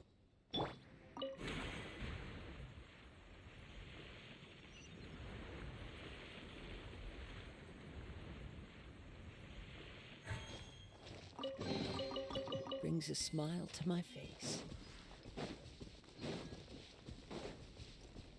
Time to go.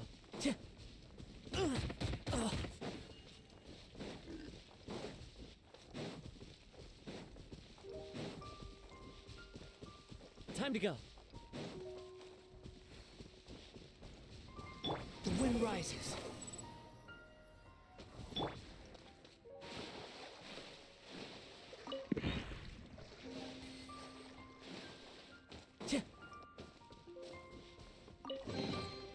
Who says there aren't benefits to a life of wandering?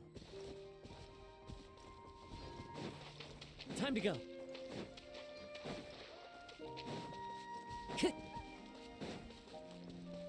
Time to go.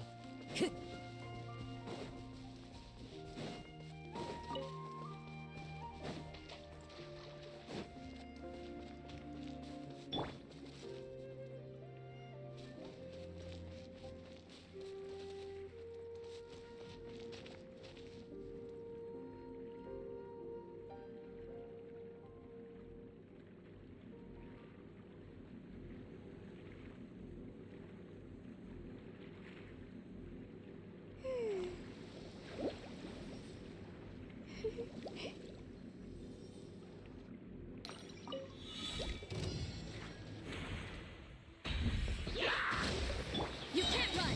Punishment! The wind knows me. Yeah!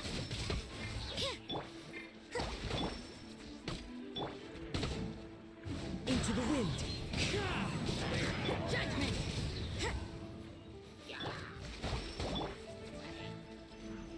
Shiver! Rest and revive! One with nature. Squall Fury.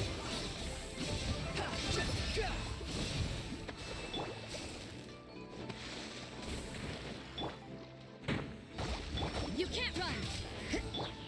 The wind knows me. Allow me!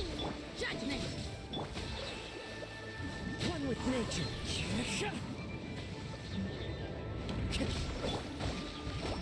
Covenant of the Deep! Yeah! Lights out. one with wind and cloud. The wind knows me. Behold!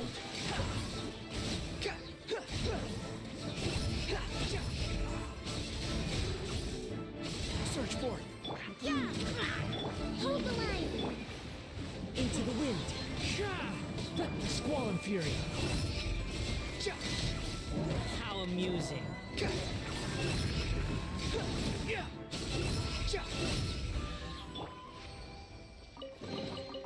Who says there aren't benefits to a life of wandering? Time to go.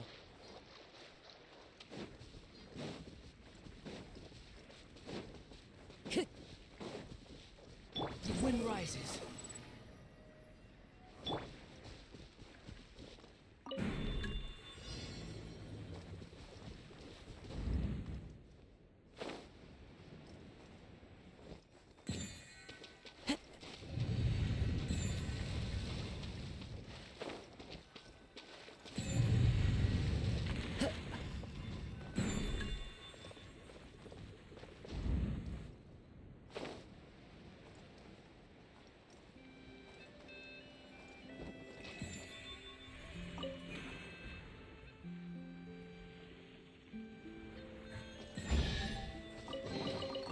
A fateful offering. Time to go.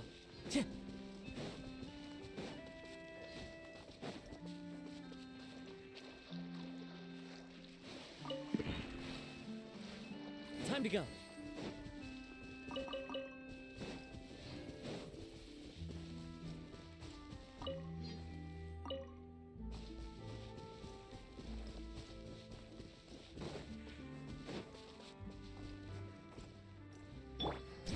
Upon the gale.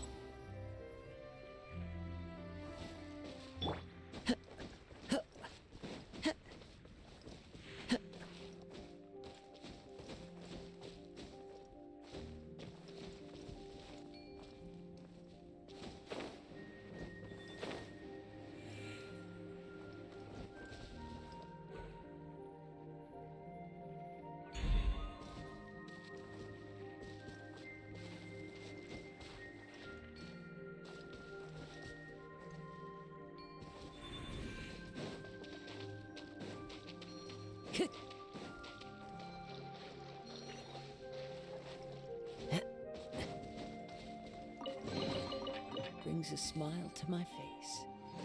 I follow the wind.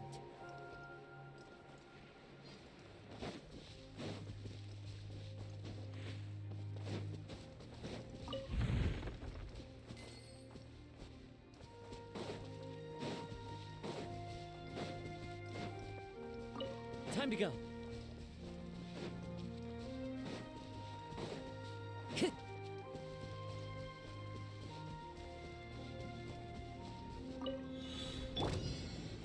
Judgment! Shiver! Time to go. One with nature. Fallen leaves. Adorn my... Behold!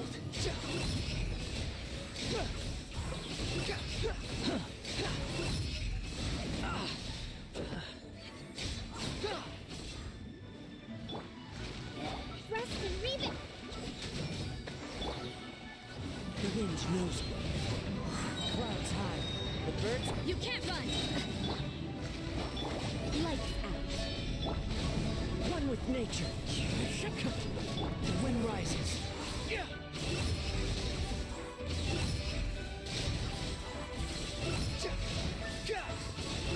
Upon the gale. Judgment! Hold the line. The wind knows me. Squall and fury.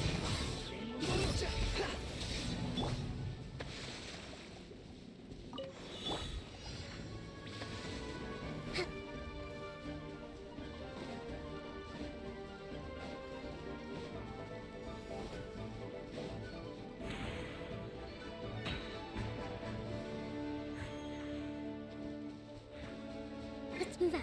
Allow me. Yeah. Into the wind. The wind rises.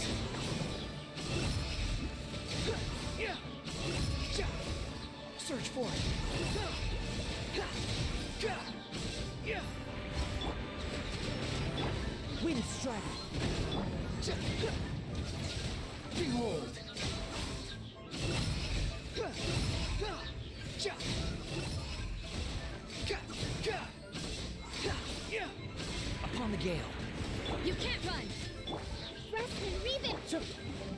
knows me.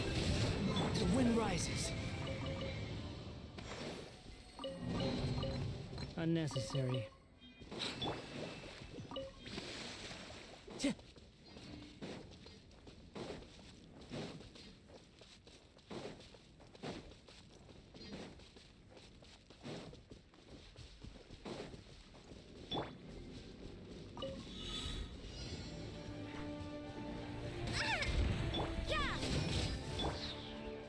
Into the wind.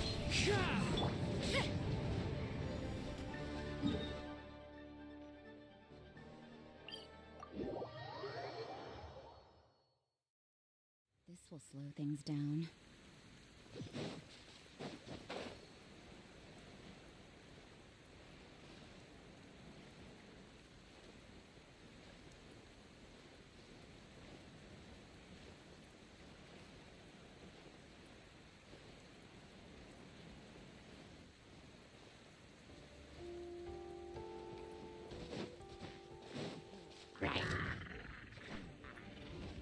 You can't run!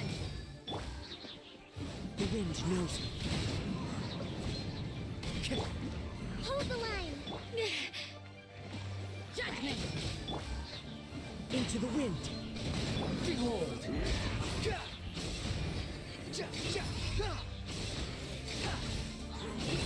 Upon the gale.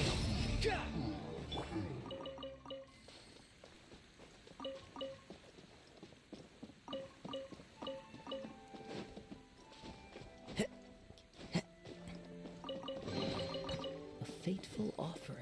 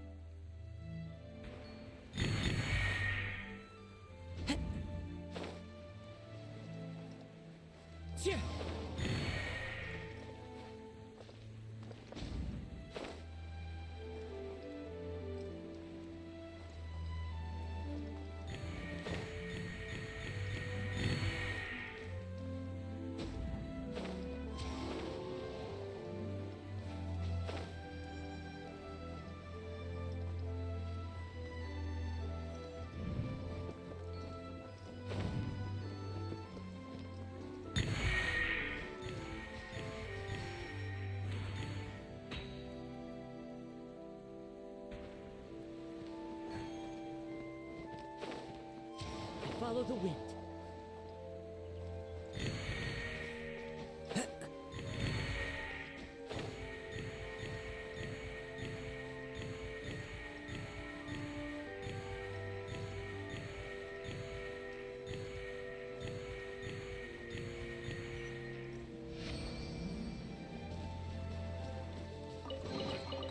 Who says there aren't benefits to a life of wandering? Time to go.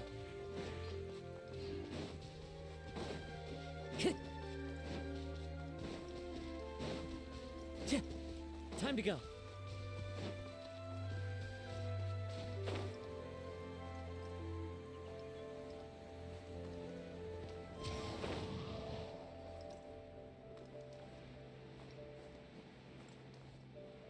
Clear weather all around brightens the heart.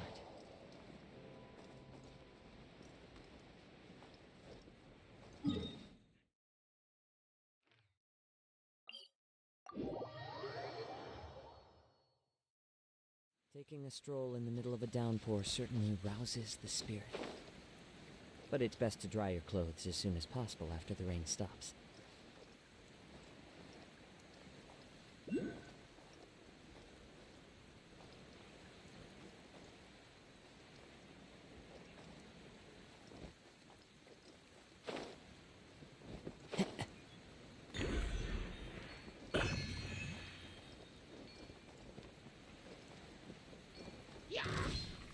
You can't run!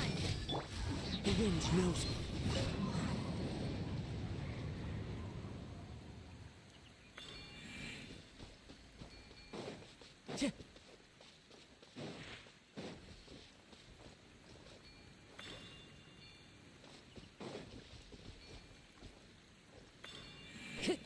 Time to go.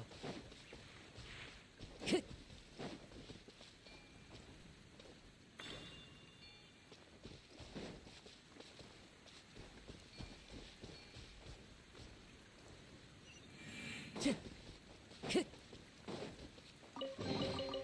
fateful offering.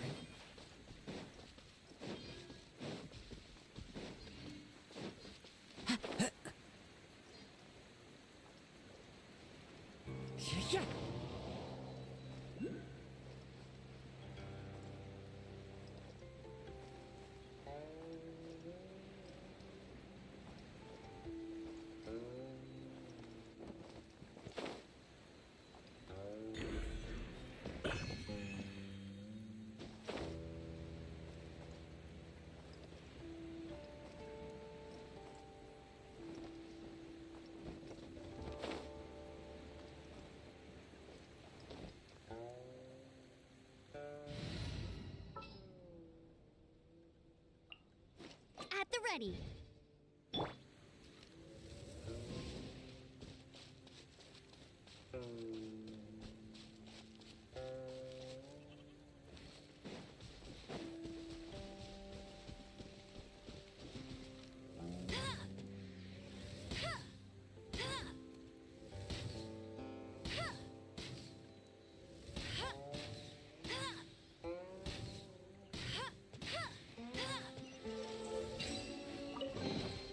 Another target tracked down by Outrider Amber.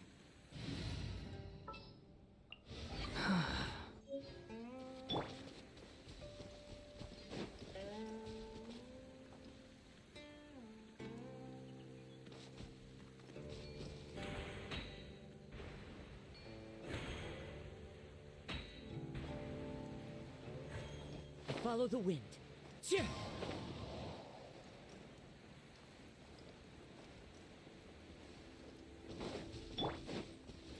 Judgment! Into the wind. Shiver! You can't run! The wind knows me. As one with wind and cloud. One with nature. Swan Fury.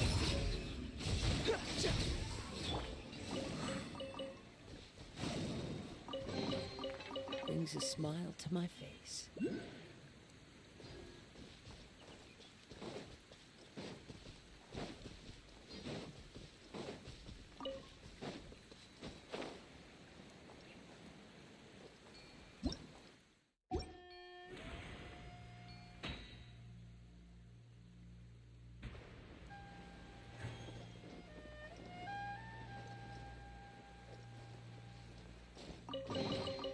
A fateful offering.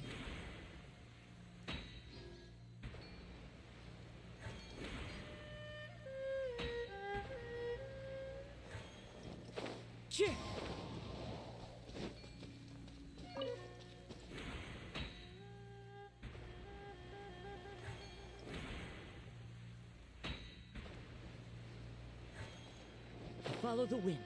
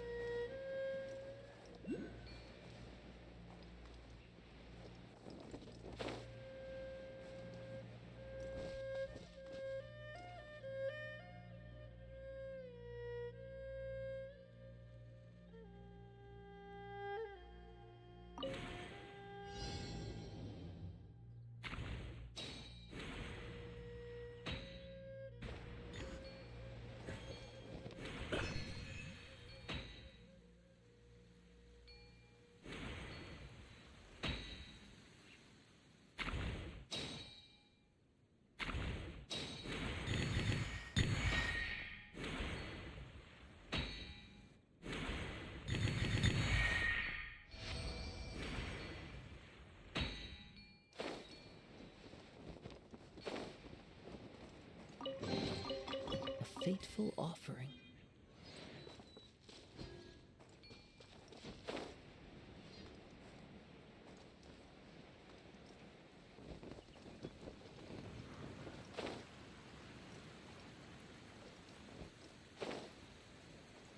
Taking a stroll in the middle of a downpour certainly rouses.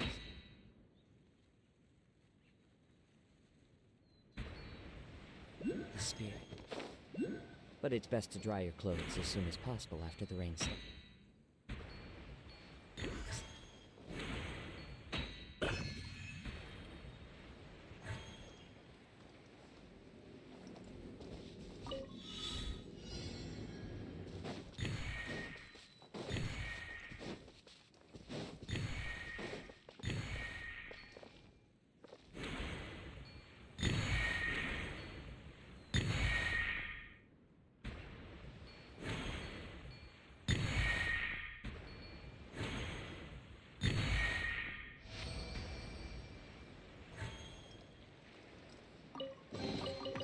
Who says there aren't benefits to a life of wandering?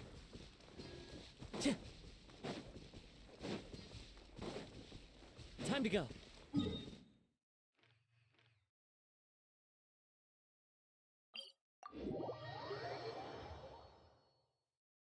Taking a stroll in the middle of a downpour certainly rouses the spirit. But it's best to dry your clothes as soon as possible after the rain stops.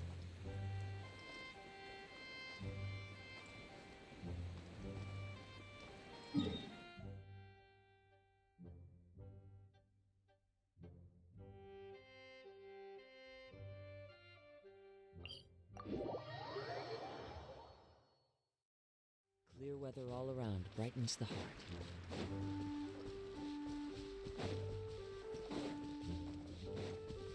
Time to go!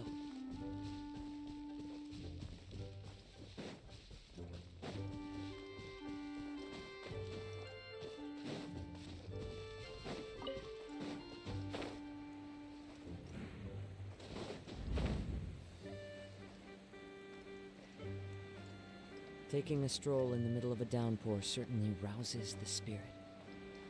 But it's best to dry your clothes as soon as possible after the rain stops. Clear weather all around brightens the heart.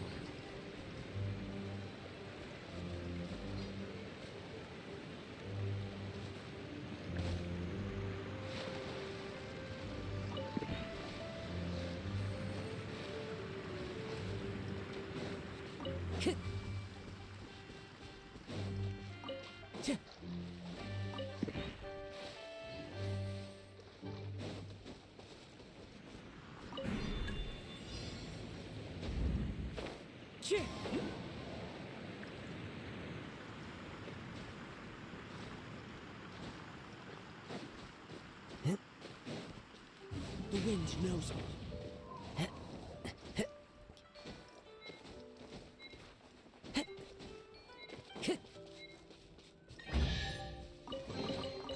Who says there aren't benefits to it?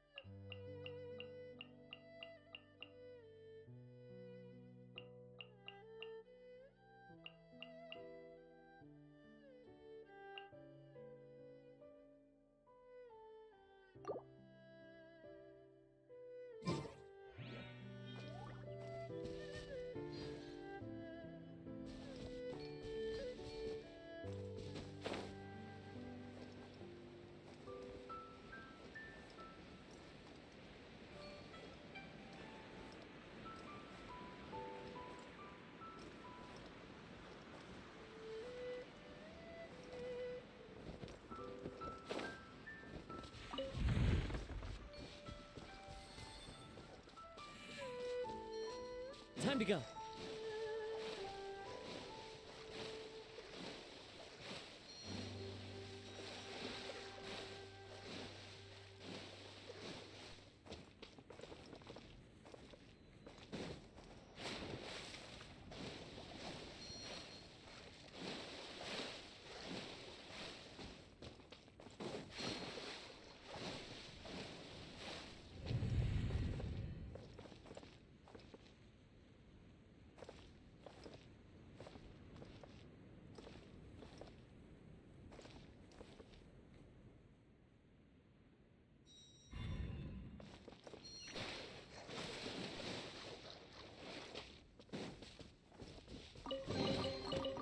fateful offering.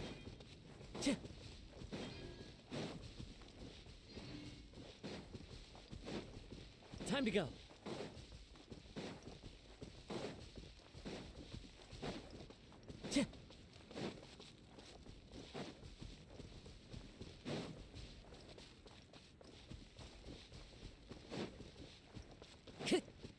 Time to go. The wind rises.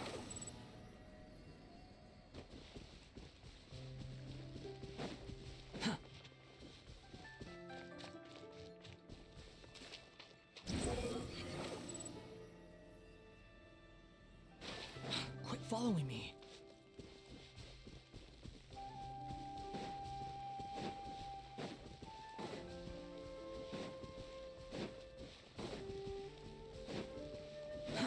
Too slow.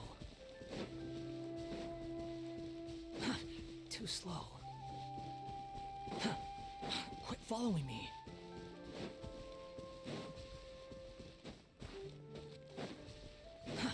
Too slow.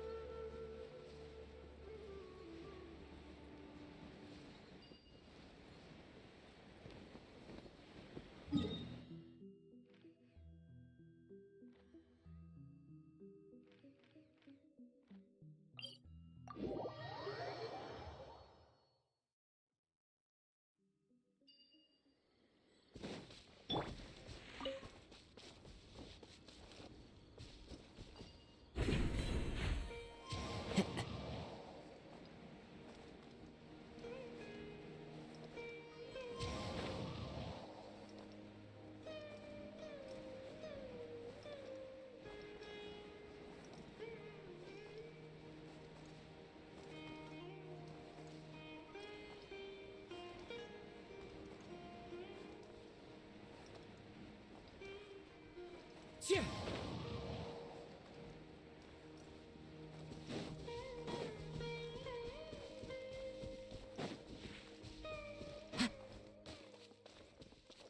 One with nature.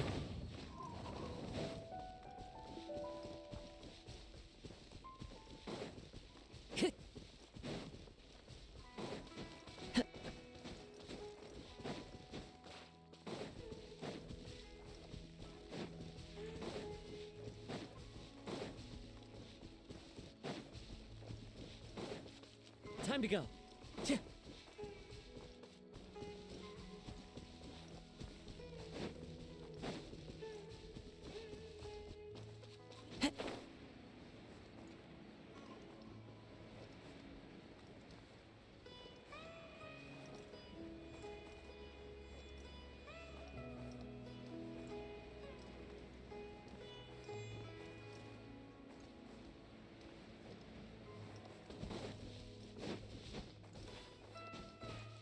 Time to go.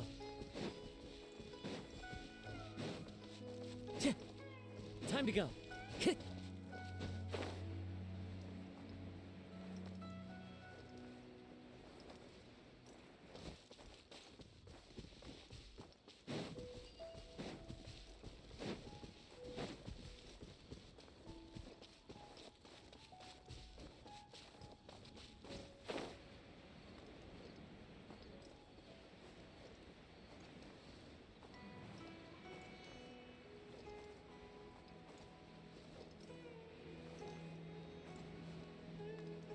Yeah.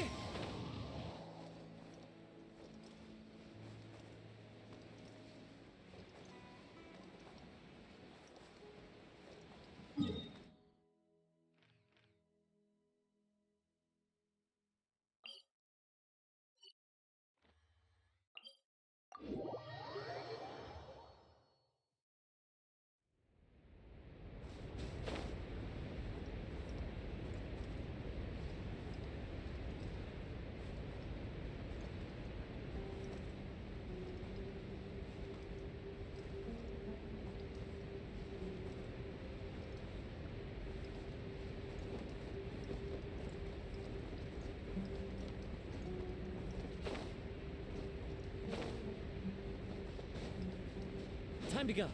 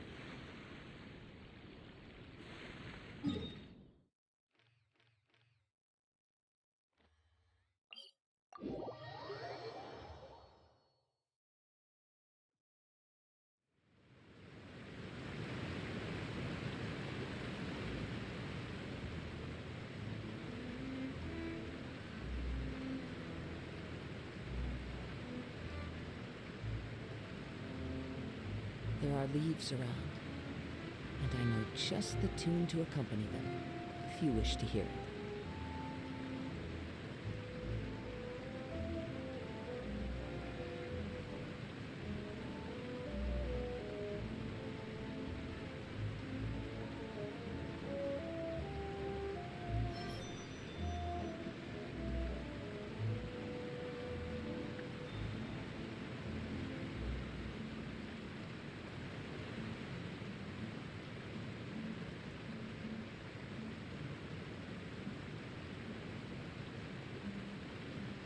Wherever in this world I roam, I carry memories of my home. This blade, it is the last link I have to the land of my birth.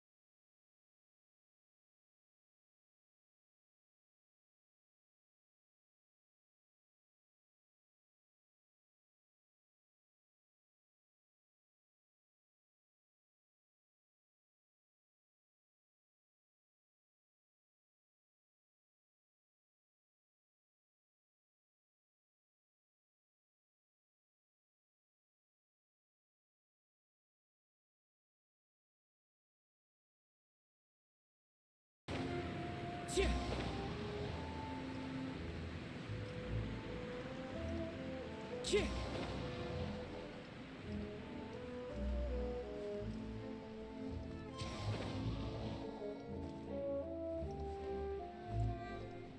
Chih.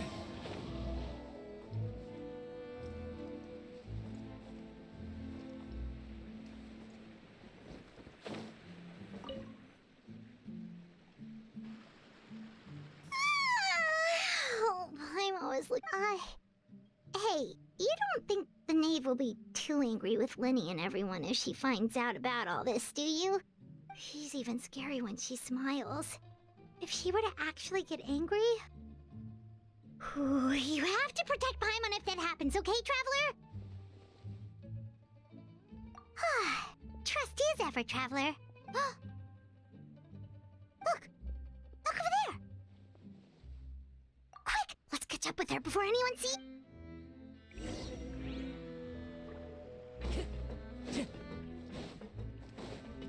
Time to go.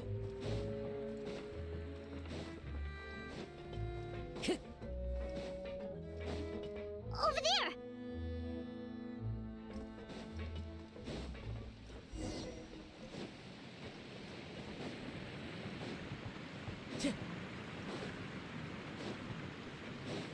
Oh, where is she going?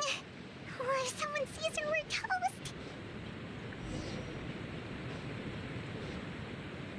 Into the wind.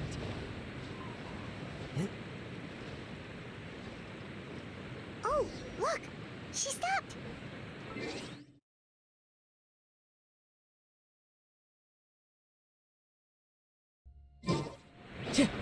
Time to go.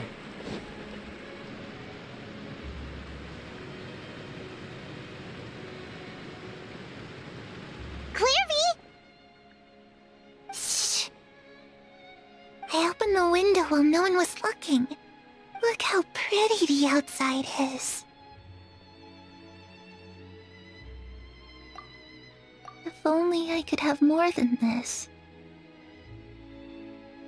You probably think I'm being silly, huh?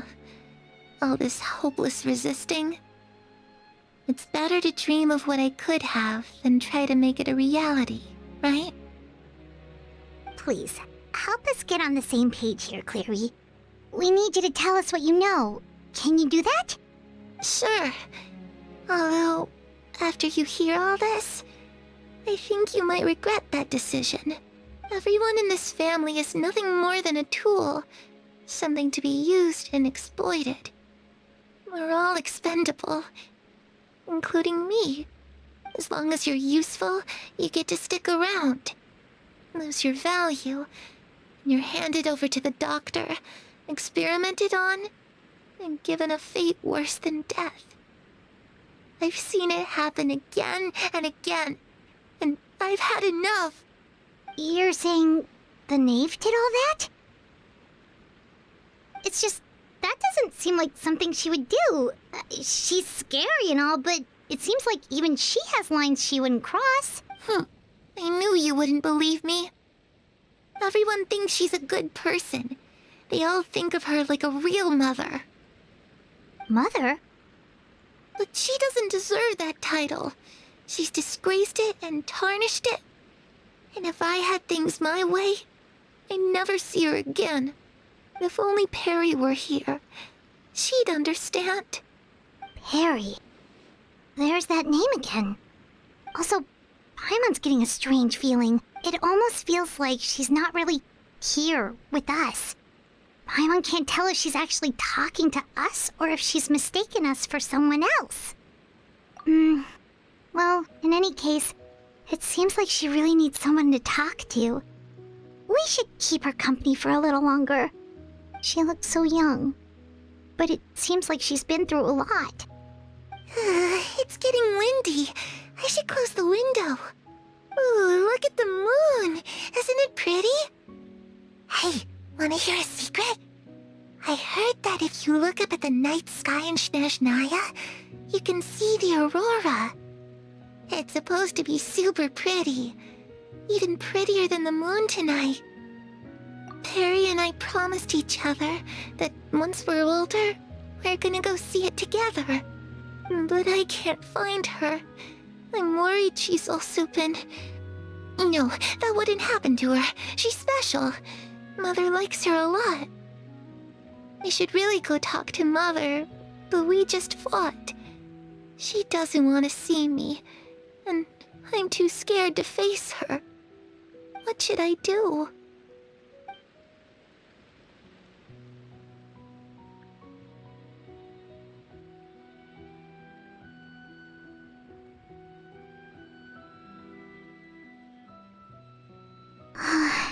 Paimon really doesn't understand what's going on with her.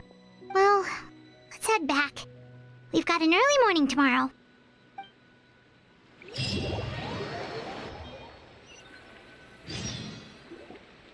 All right, looks like we're all here. Let's go ahead with the plan. Oh? What is it? What makes you ask that? Well, we kinda ran into Clairvy last night, and that's what she told us. We met the doctor back in Sumeru. He's super dangerous, and he's done all sorts of bad things. It's possible that Father and the Doctor have had certain dealings, but I don't think Father would work with him. We're not really on the same side, so there's not a lot of trust between them. That doesn't exactly set the stage for a successful partnership. I did hear, though, that when Father first became a Harbinger, the Doctor offered to work with the House of the Hearth. Father rejected most of his proposals, except for one. It had to do with some sort of secret experiment. Secret experiment? Could that be what Clairvy was talking about? I don't think so. I don't know any details about the experiment itself, but I do know it's an entirely independent operation. The Doctor only proposed a direction for the research. That was the extent of his involvement. I still don't think that counts as working together. The details of the experiment are confidential, but complete records are kept on all participants. That doesn't seem to be the case with the situation Clairvy referred to. I know you don't agree with some of the Fatui's methods, and I'm not asking you to. But I am asking you to trust us on this. The House of the Hearth has its own principles. There are certain lines we're not willing to cross. Alright, that's good to hear at least. Clairvy seems to think the Knave and the Doctor worked together to do something horrible. If that turned out to be true, Paimon doesn't know how we would even face you guys. It's just that it doesn't seem like Clairvy is lying either. The easiest thing to do would be just ask the Knave directly, but Paimon doesn't think she'd tell us. Father didn't come back last night. She's probably still near the shore. We'll be counting on you to distract her. Lynette, you're with me. Fremine, you know what to do. Be on your guard, everyone. All right, let's get to it.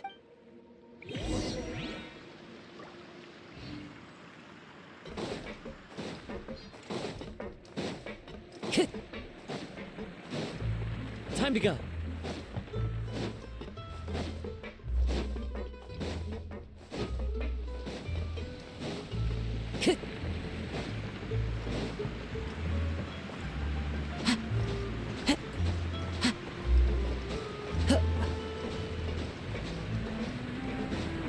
Time to go. One with nature.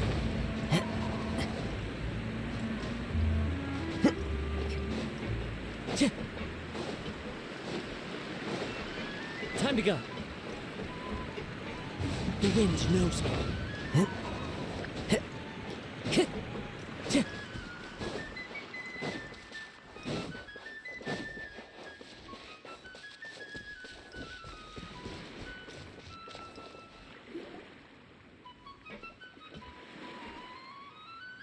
Ah, it's you two again.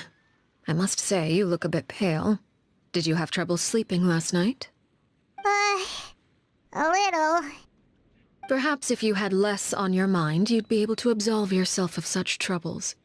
So what are you planning to do now? Catch up on some sleep? Or should I give you some time to rack your brain for a topic to discuss before I ask any questions? Although I must profess to being curious. Without Child here, how do you plan on distracting me? Us? Distract you? A good one. But no, we were just here for a chat. Looks like you could have used some extra time to think. No matter. If you don't have any other plans, why don't you accompany me somewhere? Don't worry. I'll be sure to steer clear of any scheming children. The ocean breeze is sure nice today.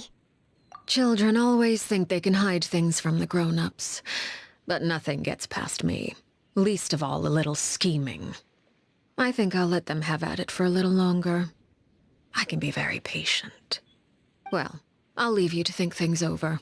If you're so inclined, meet me outside the Palais Mermonia. Good things come to children who do as they're told. So I do hope you decide to tag along. If only for your friends' sakes. What should we do? She clearly knows about everything we've been doing, and Paimon doesn't think it'd be a stretch to say she was threatening us just now.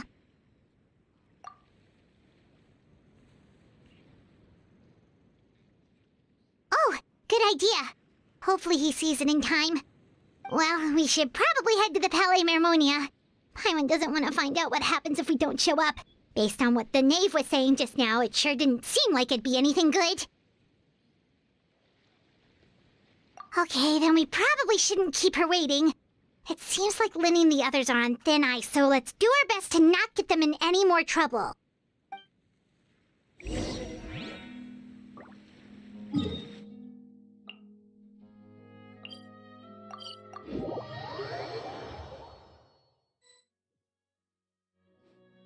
Seeing as we still have some time before my meeting, we might as well enjoy some pleasant conversation while we wait. I'm glad to see you get along with my children. Being surrounded by good companions is necessary for a child's development. You're not planning on doing anything to them, are you? I assume you're referring to Lyney, Lynette, and Freminet. Although, there's that situation with Filial and Nentoy as well. It appears quite a few people have been acting out lately. No matter. I'm not one to discriminate. All those who betray the house meet the same fate. There are no exceptions. Does that mean you're going to kill them? Oh, are you here to beg for their lives? I'm sorry to disappoint, but the rules of the house change for no one. In my organization, everyone is responsible for their own actions. But don't you care about them at all? They really respect you. They even call you father. You must feel something for them. Any organization in which feelings come before principles is one destined for ruin. The House of the Hearth is hardly an exception. You could say our principles are more stringent than most. Perhaps I can offer you this consolation at least. As our guests, you two will not be held accountable along with them. I would imagine Lyney, Lynette, and Freminet will be able to keep their lives. As for Filial, Nentoy, and the others, I'm afraid there's little I can do. They can try to escape, but once you know our secrets, there's no getting out alive. But that's awful.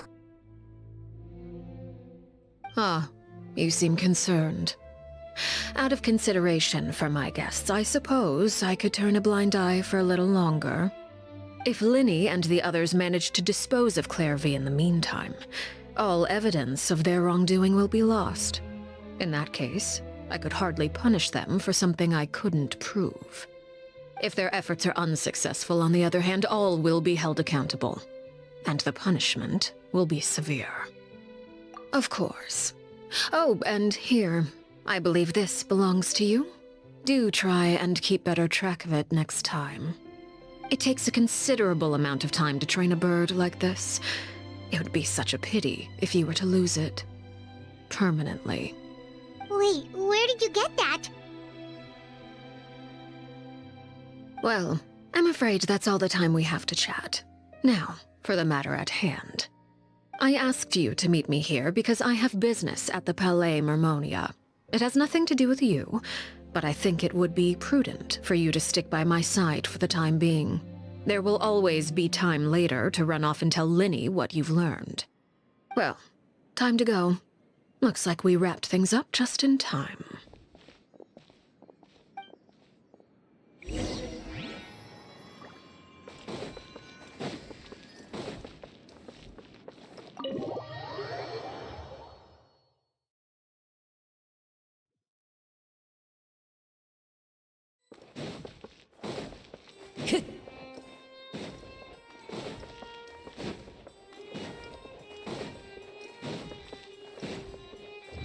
Time to go.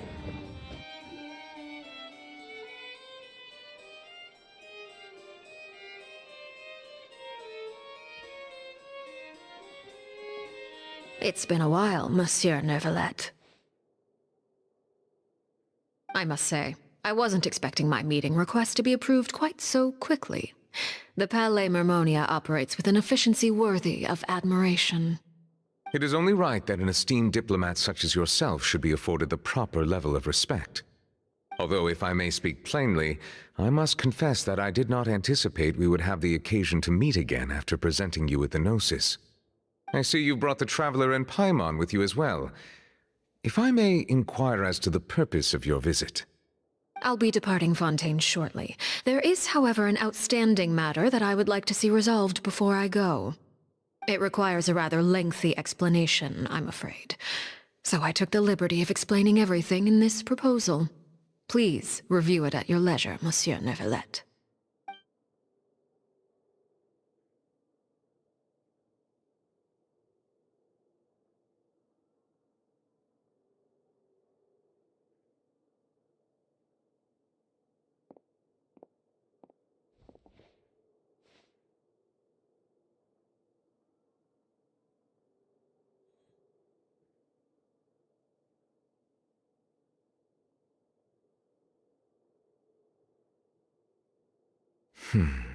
I understand your request. However, at the risk of causing offense, I must admit that I fail to see why you would wish for such a thing. I heard you have a certain fondness for water tasting, Monsieur Neuvillette, so allow me to use water as an analogy. A family is like a large body of water with countless rivers flowing in and out. As someone who watches over this system, I would hope that each river that flows from the source will eventually reach the ocean. Of course, objectively speaking, I know this is impossible. Most of the rivers will dry up along the way, disappearing into the ground and leaving nothing but a barren riverbed behind. Not all rivers are destined to reach the ocean, but I would not see their existence rendered meaningless. I believe the water that flows within them is simply meant for a different destination, like a field in need of irrigation. Or perhaps the glass of a certain water-tasting enthusiast. Did you get any of that, Traveler? Your words paint an optimistic picture indeed. Allow me to remind you, however, few among us are willing to sip from a glass filled with tainted water. It may have been tainted at one point in time, but not to worry. I'll make sure it's strained of all impurities and returned to its cleanest form.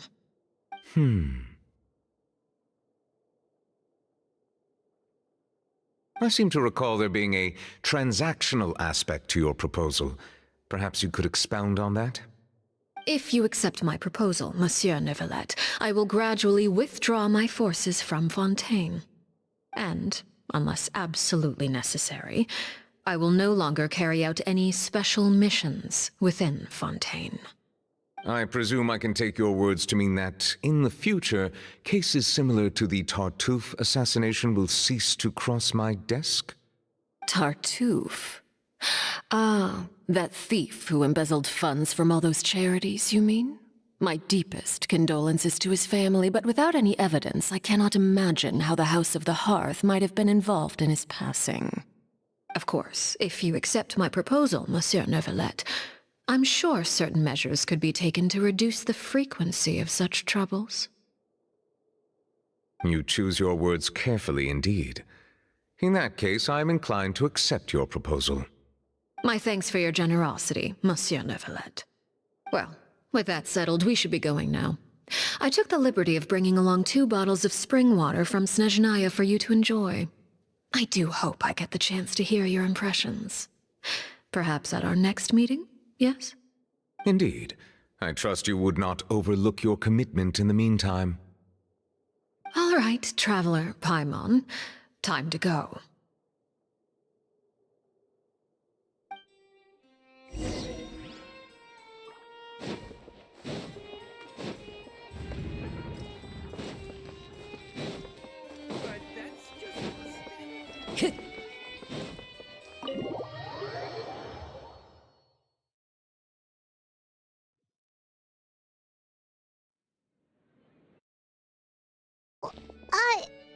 What exactly were you talking about back there?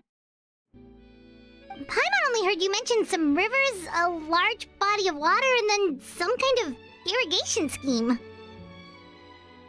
You really want to know? I would imagine there might be more pressing concerns. Lyney, Paimon really hopes everything's going okay.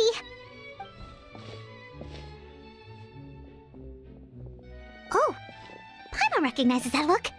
You've got your thinking cap on, don't you, Traveler?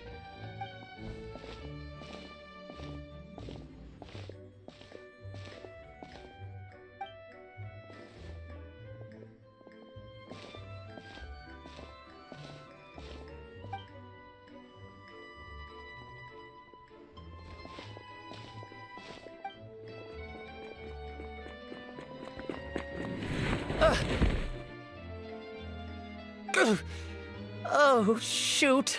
Are you alright? Oh, jeez. I'm so sorry. I was so focused on selling these papers, I wasn't looking where I was going. Well, let me make it up to you at least. Here, take this paper. On the house.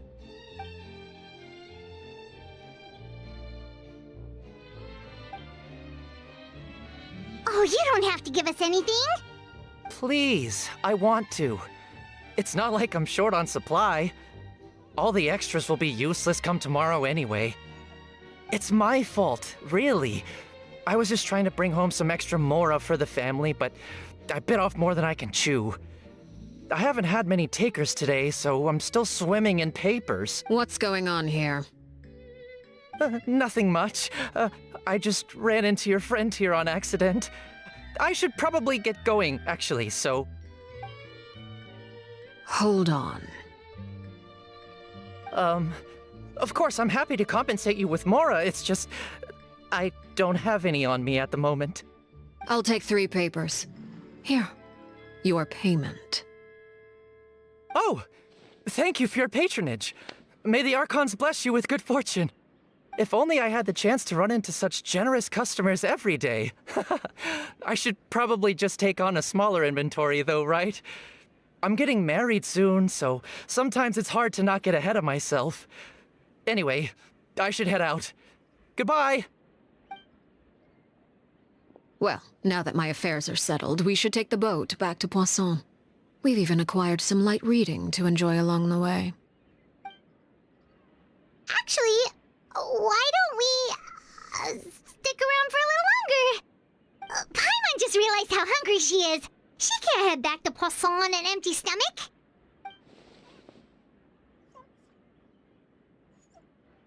It appears you two are under the impression that delaying our return will somehow alter the situation in your favor. I'm sorry to ruin your fantasy, but your efforts are meaningless. That being said, I could be persuaded to give Lyney some extra time. I just have one condition. If you agree to my request, I'll even answer some of your questions. You're quite curious about Clairvy, are you not? And my relationship to her. Wait, why are you being so generous all of a sudden? You're not gonna ask us to do something bad, are you? You overestimate yourself. You don't have the talent for bad things. Then what can you possibly... The most important consideration in a negotiation is that both sides receive something they want. Demands and threats only get you so far. Wonderful. Here it is. When the time comes, make the choice that you deem most appropriate in the situation, and lend your help to the House of the Hearth. Okay. Sounds normal enough. But what do you mean, when the time comes? When is that supposed to be? That is for you to decide. Then we have a deal. Follow me.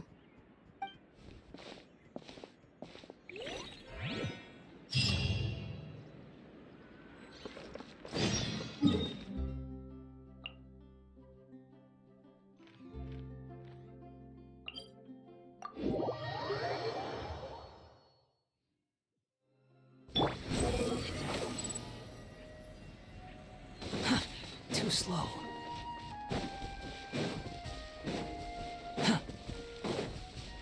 Squall Fury! Too slow. Quit following me.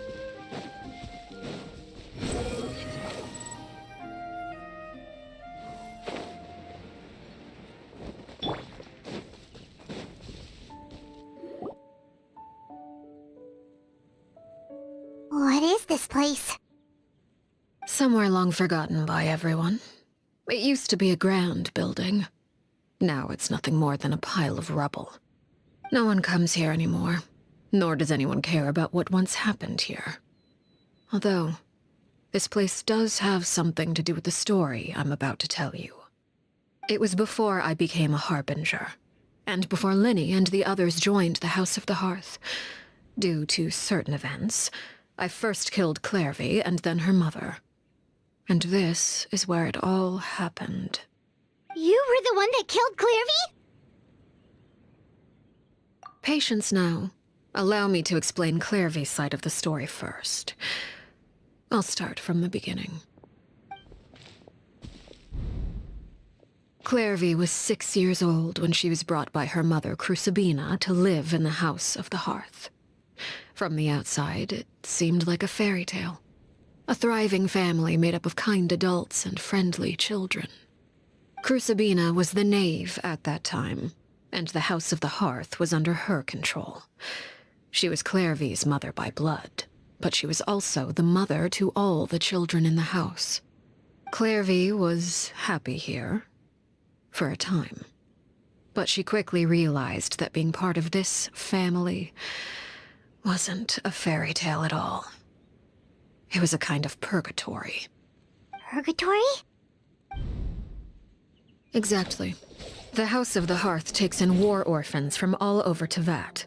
But as for how to raise them, that depends entirely on the person in charge. Crucibina came up with a novel idea. She would teach the children to fight, force them to duel each other, and then crown as the king of the house the child who proved themselves most worthy of inheriting her title. It's difficult to estimate the number of children who died or were maimed in the process.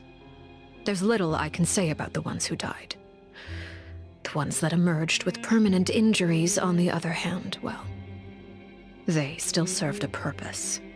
They would be handed over to the doctor to be experimented on, or sent away on dangerous missions. Nothing more than tools to be used and then discarded. So those were the experiments Clairvy was talking about. But what actually happened to her? You said that Clairvy was Crucibina's daughter, so if Clairvy tried to convince her to stop what she was doing, Crucibina probably would have listened, right? Despite being Clairvy's mother, Crucibina cared little for her daughter.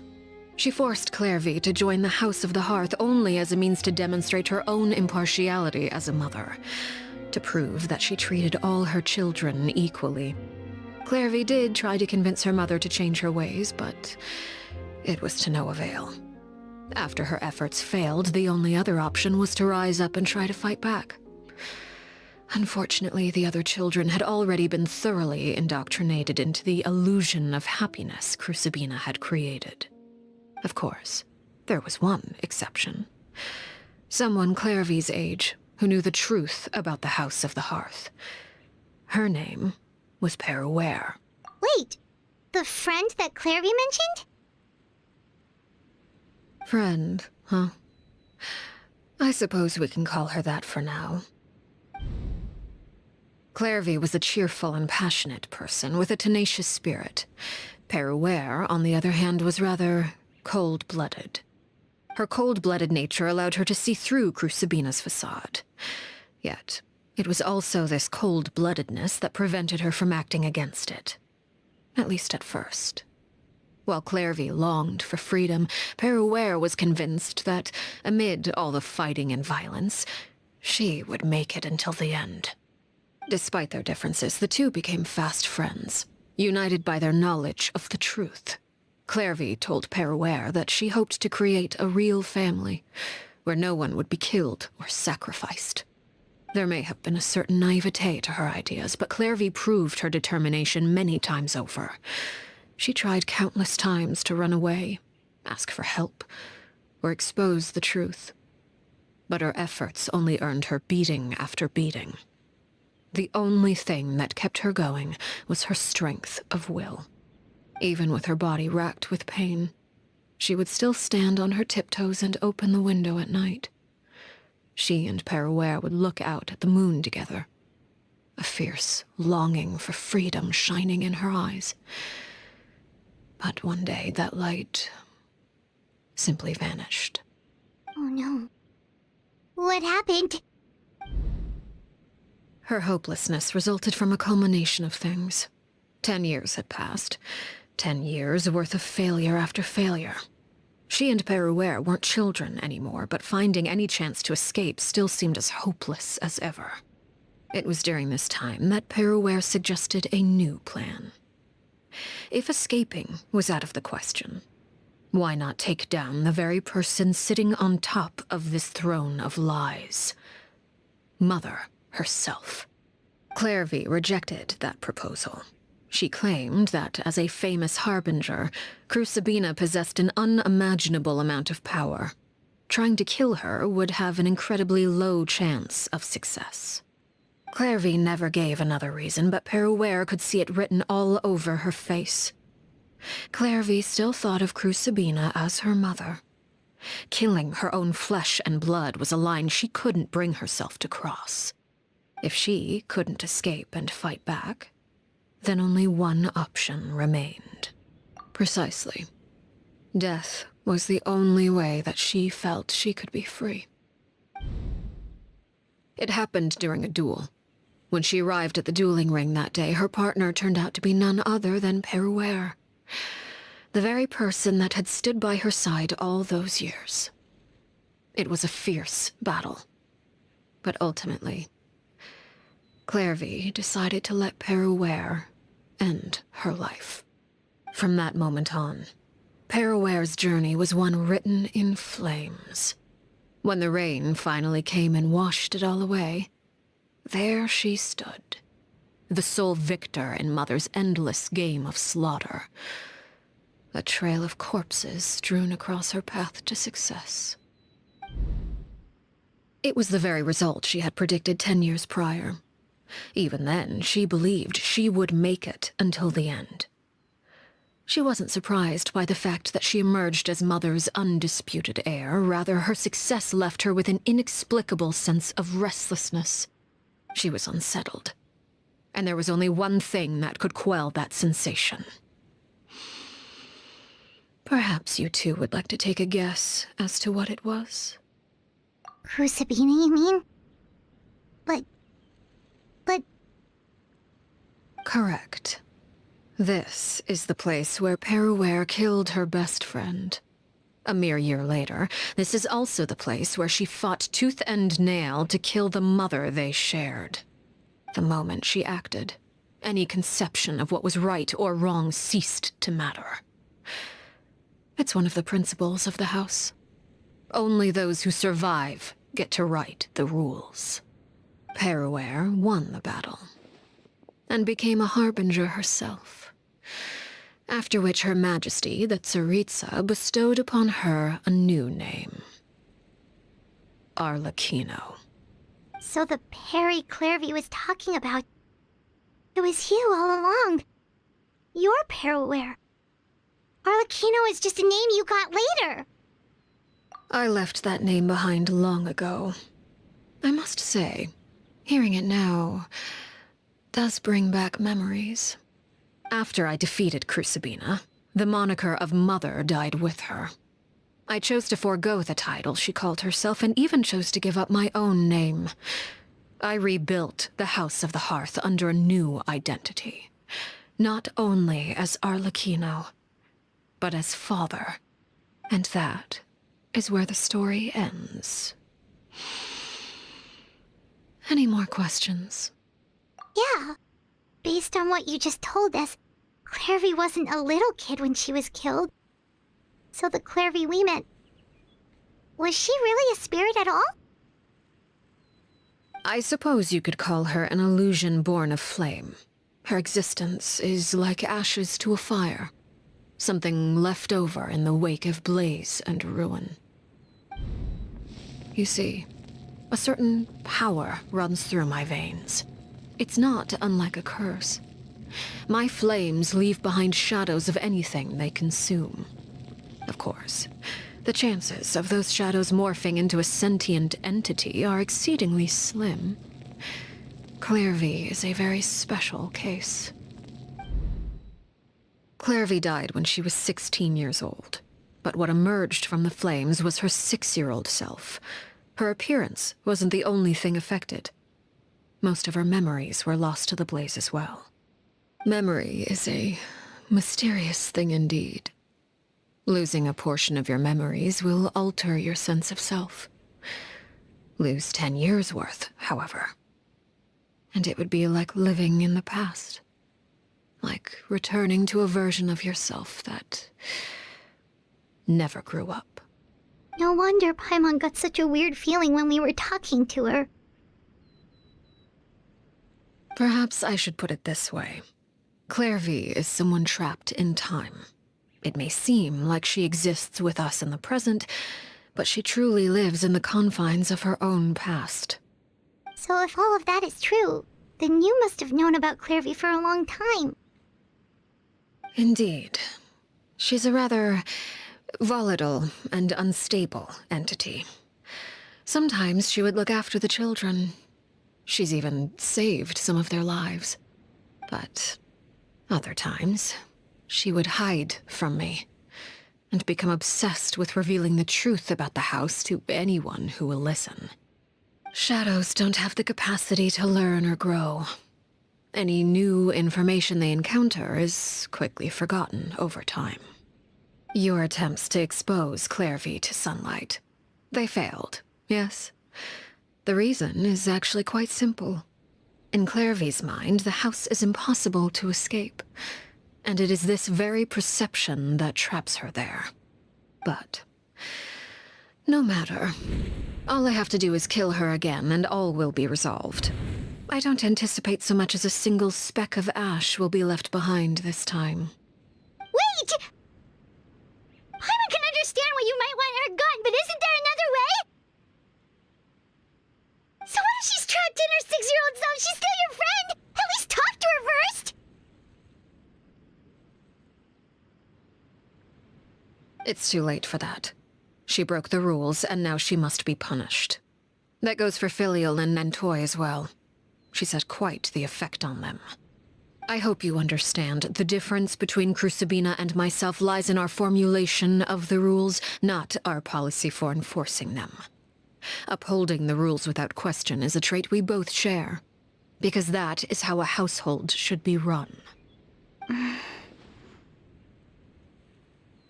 Is this really what you want to do? Whatever could you mean? Don't you want to say a proper goodbye at least? Whether as a killer or as a father, there are two things that must be avoided at all costs: anger and sorrow. Anger makes you impulsive. Sorrow causes you to waver. Well, it appears it's about time to proceed. Before we arrived, I told some of my well-behaved children to bring our troublemakers here by nightfall. I do believe I've kept my end of the deal. I gave your friends quite a bit more time. As for what happens now, We'll just have to wait and see.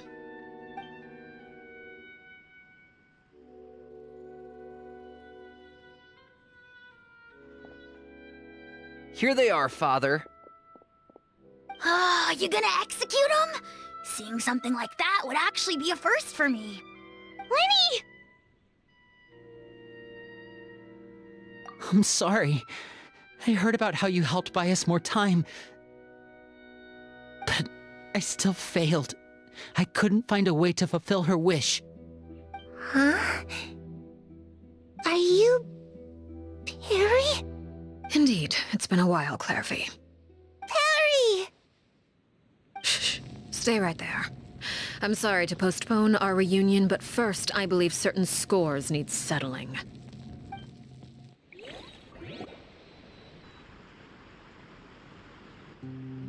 Father, let me explain. Out of my way. Father! You chose to conceal a threat to the house. And for that, you must be punished. Overall, however, I suppose your wrongdoing is hardly the most egregious of the bunch, so I'll deal with your punishments later. As for right now, the more pressing concerns are the traitors among us. By traitors? Do you mean us? Father, let me explain. We didn't mean to... Fultz, why don't you share what you heard? Yes, Father.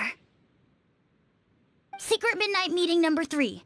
Participants, Filial, Nantoy, Sato, Toddy. Nantoy clearly said, if only Father wasn't the one who took us in. Sato added, I'm sick of this life. I just want to live as a normal person. Filial was the worst of them all. She called us crazies and said a bunch of mean things about Father. I did not! You're lying! Fultz is trying to frame us! It's not like I'm the only one who heard those things. After that, you and Toddy and a bunch of other people started talking about Clairvy.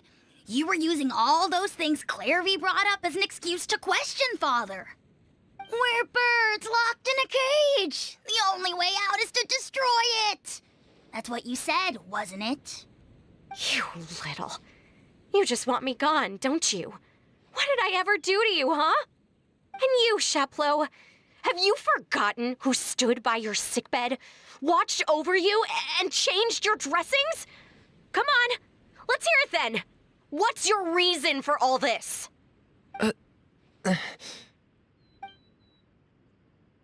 You're wrong, Filial. We don't want you to die. You're our family. Liar. You wouldn't be doing this if that were the case. So why? Why have you backed us into a corner? We all live in the House of the Hearth. You know the type of work we do, Filial. A single betrayal can cost dozens of us our lives. It's not like it's never happened before. That kind of thing is hard to forget. That's why the House of the Hearth cannot tolerate any form of betrayal. Ever since we came to Poisson, you've had 7 secret meetings. A lot of the things you talked about really crossed the line. You've been spying on us for half a month? Wait a second. Now that I think about it, the move to Poisson was just a way to make it easier to spy on us, wasn't it? Because we were all in one place. You've had this planned all along. Filial, Nantoy, I'm sorry. I owe you both my life. I owe Clairvy too. If it weren't for all your help after I got poisoned, I wouldn't be standing here today. If this were any other situation, I would do anything to repay that kindness, even if it cost me my life. But rules are rules. I'm sorry. My hands are tied. Why? Why? That's enough, Filial. We made a mistake, and we should own up to it. We broke the rules, plain and simple. And now we have to face the consequences. I'm sorry, Sheplo. Fultz. I'm sorry, Father. We accept our punishment. Chaplot, according to the rules of the House of the Hearth, how should these traitors be punished? All those who betray the house pay with their lives. And so it shall be.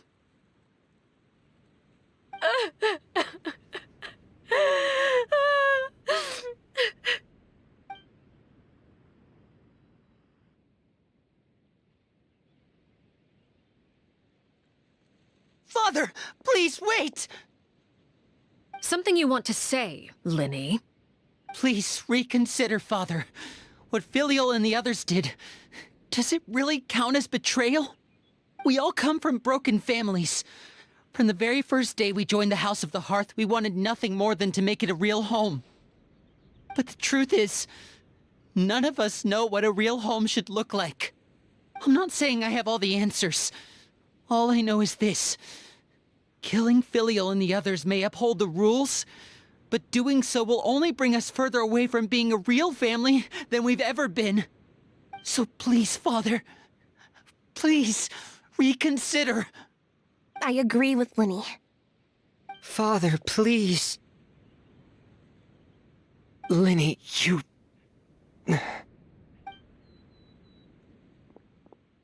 I also agree with Linny.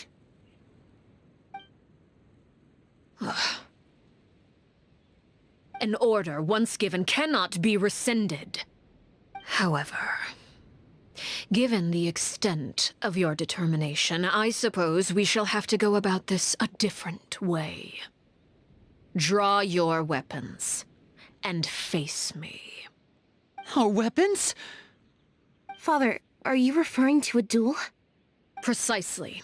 The rules of the house will not be altered. Traitors must be punished.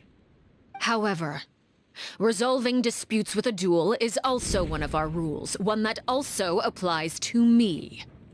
Demonstrate a sufficient showing of strength, and I shall offer a concession. Wait. Beat Father in a duel? Impossible. Father is way too strong, even for Linny.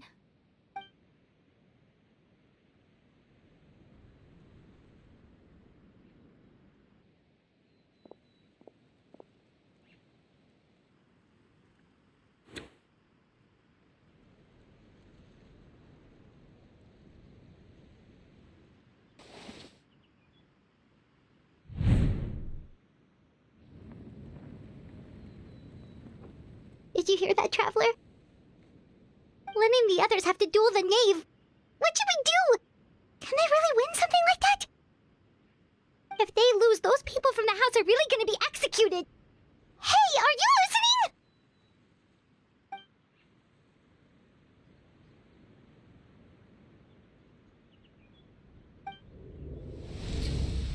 Don't you want to say a proper goodbye at least? Anger makes you impulsive. Sorrow causes you to waver.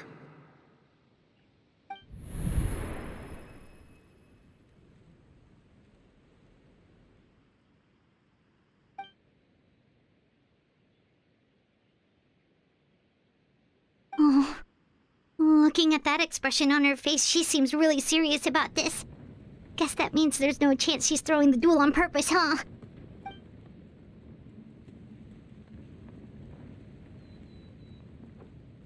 When guests are around, families are often on their best behavior. And any disputes are less likely to escalate. When the time comes, make the choice that you deem most appropriate in the situation, and lend your help to the House of the Hearth. What's wrong, Traveler? Hey, where are you going? Traveler? You're asking to join the duel against the knave? I'll allow it. We do have a ready-made dueling ring at our disposal, after all. All I would advise is this. Keep a firm grasp on your weapon, and give it your all. Any less, and you may just lose your life.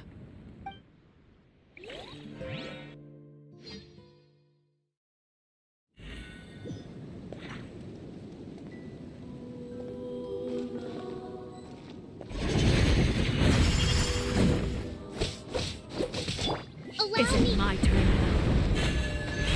Uphill battle. Time to go. Watch out for Father's movements!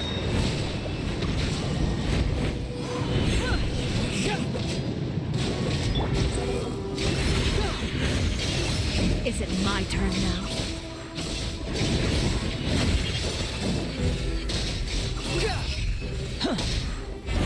Hang in there. Closer.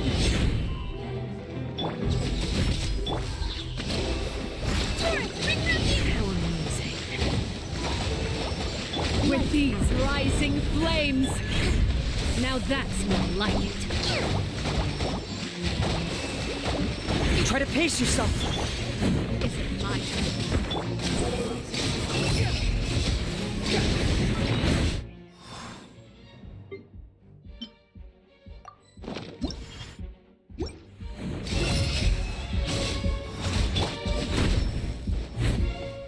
Spare your energy. Running is a bliss. Hold the line. Now's our chance!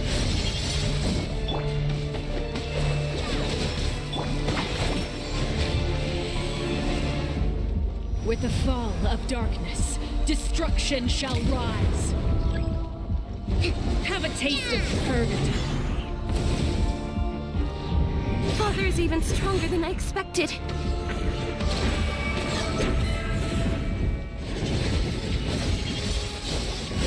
A brash maneuver. You can't run! One with nature. Shiver! Try to pace yourself.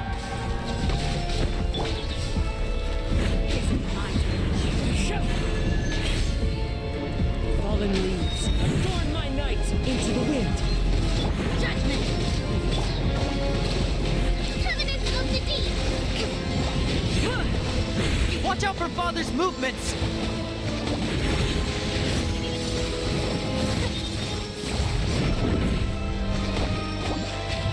My turn. Look at you. Trapped like a bunch of helpless ants. Are you alright?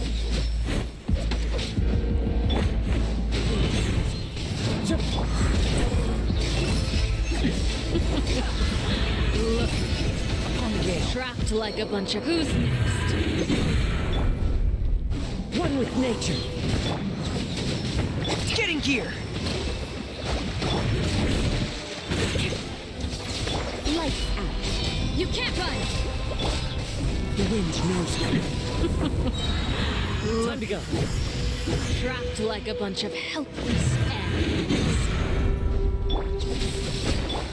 Now's our chance! Wind and cloud. Done. Like a fly tangled in a web. Spare your energy. Running is of little use. With these rising flames. Are you alright?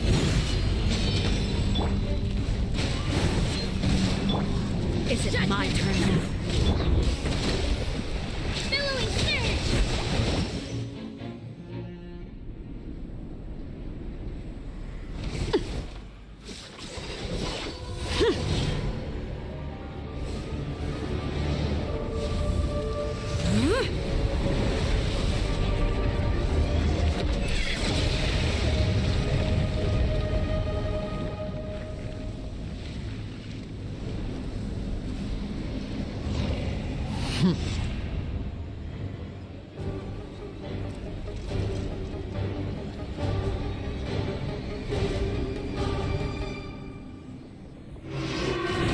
Brash maneuver. Hold the line. Yeah. My blade is all that remains. Lights out. Into the wind.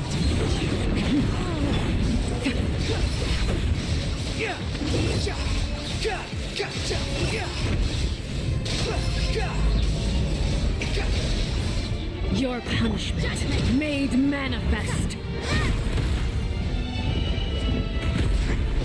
Now's our chance! Over here!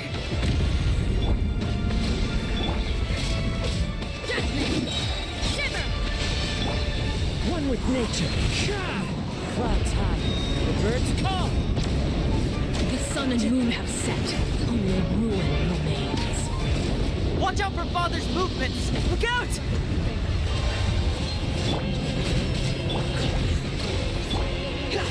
Squall fury.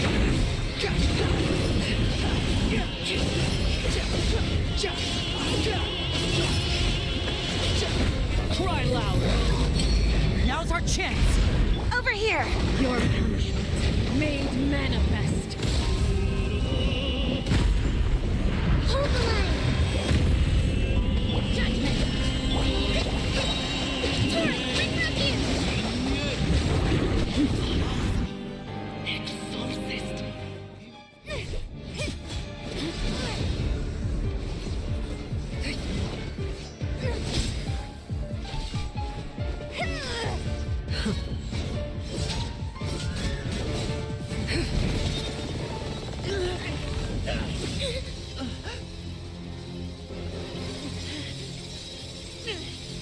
You should know better than to crowd in one place.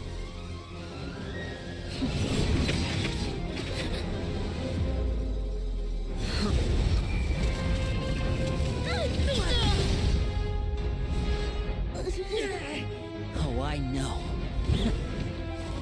Now! I'm sorry, Father!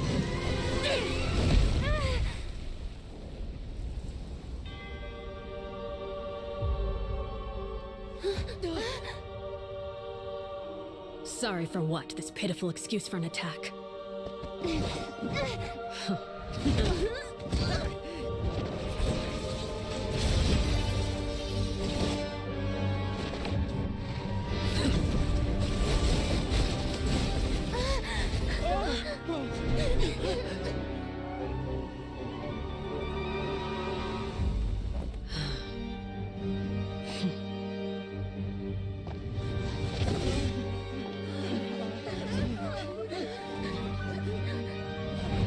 Father, no!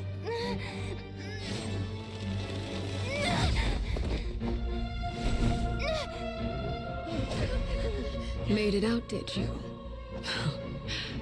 You're stronger than I expected.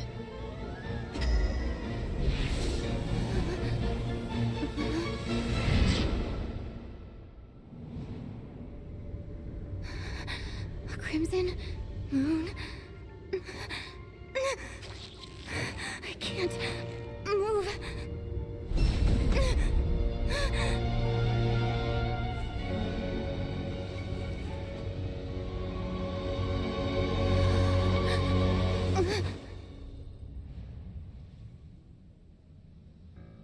Still, not strong enough to beat me.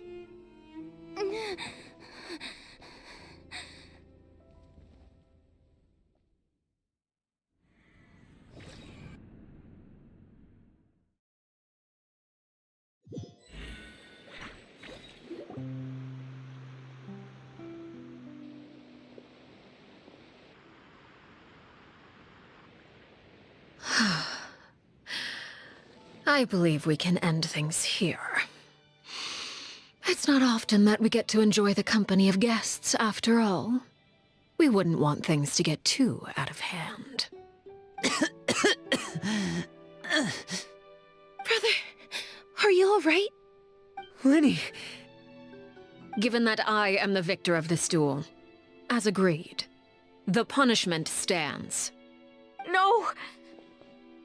I never thought things would end like this. However, everyone involved in the duel demonstrated a remarkable level of strength and determination. In light of this, I'm prepared to change the method of execution. Elwar, the bottled flames I gave you for safekeeping. Do you still have them?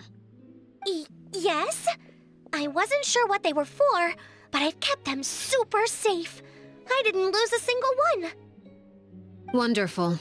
Then, in just a moment, I'll have you administer them. Bottled flames? Indeed. They're the product of a secret experiment. Under certain special circumstances, flames can be extracted from my person and preserved. Once ingested, searing pain will spread across every inch of your body. No harm will come to you physically, but your memories will be burned away. If you can withstand the pain. When you awake, you'll have forgotten everything you know about the House of the Hearth, and will be expelled from the organization. In other words, administering this concoction will kill the version of you that grew up in the house, and give you a new identity.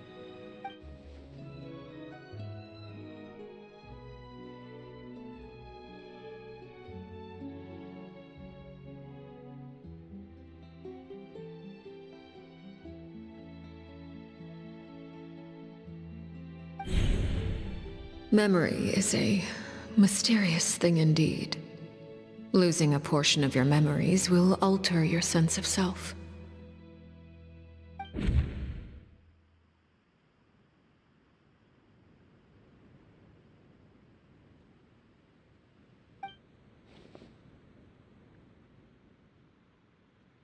So, you're just letting us go, Father? You misunderstand. Memories are extremely important. Once consumed by flame, the version of you standing before me will die, and our secrets will die with you. So no, I don't intend to just let you go, because the person who survives will be nothing but a stranger. Even so, I won't have to live in fear anymore. I'm sorry, Father. I'm sorry I let you down, but I really... Don't cry, Filial. You haven't left the house yet, so there are still rules to be followed, yes? Remember what I taught you. Anger makes you impulsive, sorrow causes you to waver. Don't let yourself be controlled by your emotions. Of course. I'll remember. Dry your tears, and go pursue the life you really want. Yes, Father. Chaplot, Foltz, Elwar. Take them back to Poisson. And bring Lyney and the others as well. I prepared 3 extra vials of bottled flames. As for whether to take them, the choice is yours. Goodbye, children. The next time we meet, I will no longer be your father. Thank you for all you've done for the house. I hope you have bright futures ahead of you.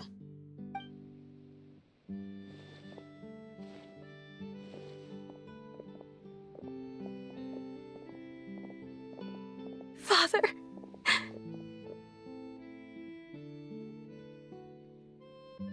Let's go.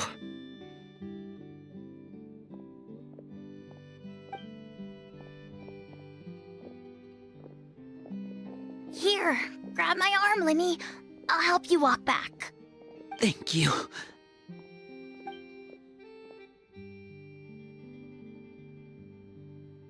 Clairvy.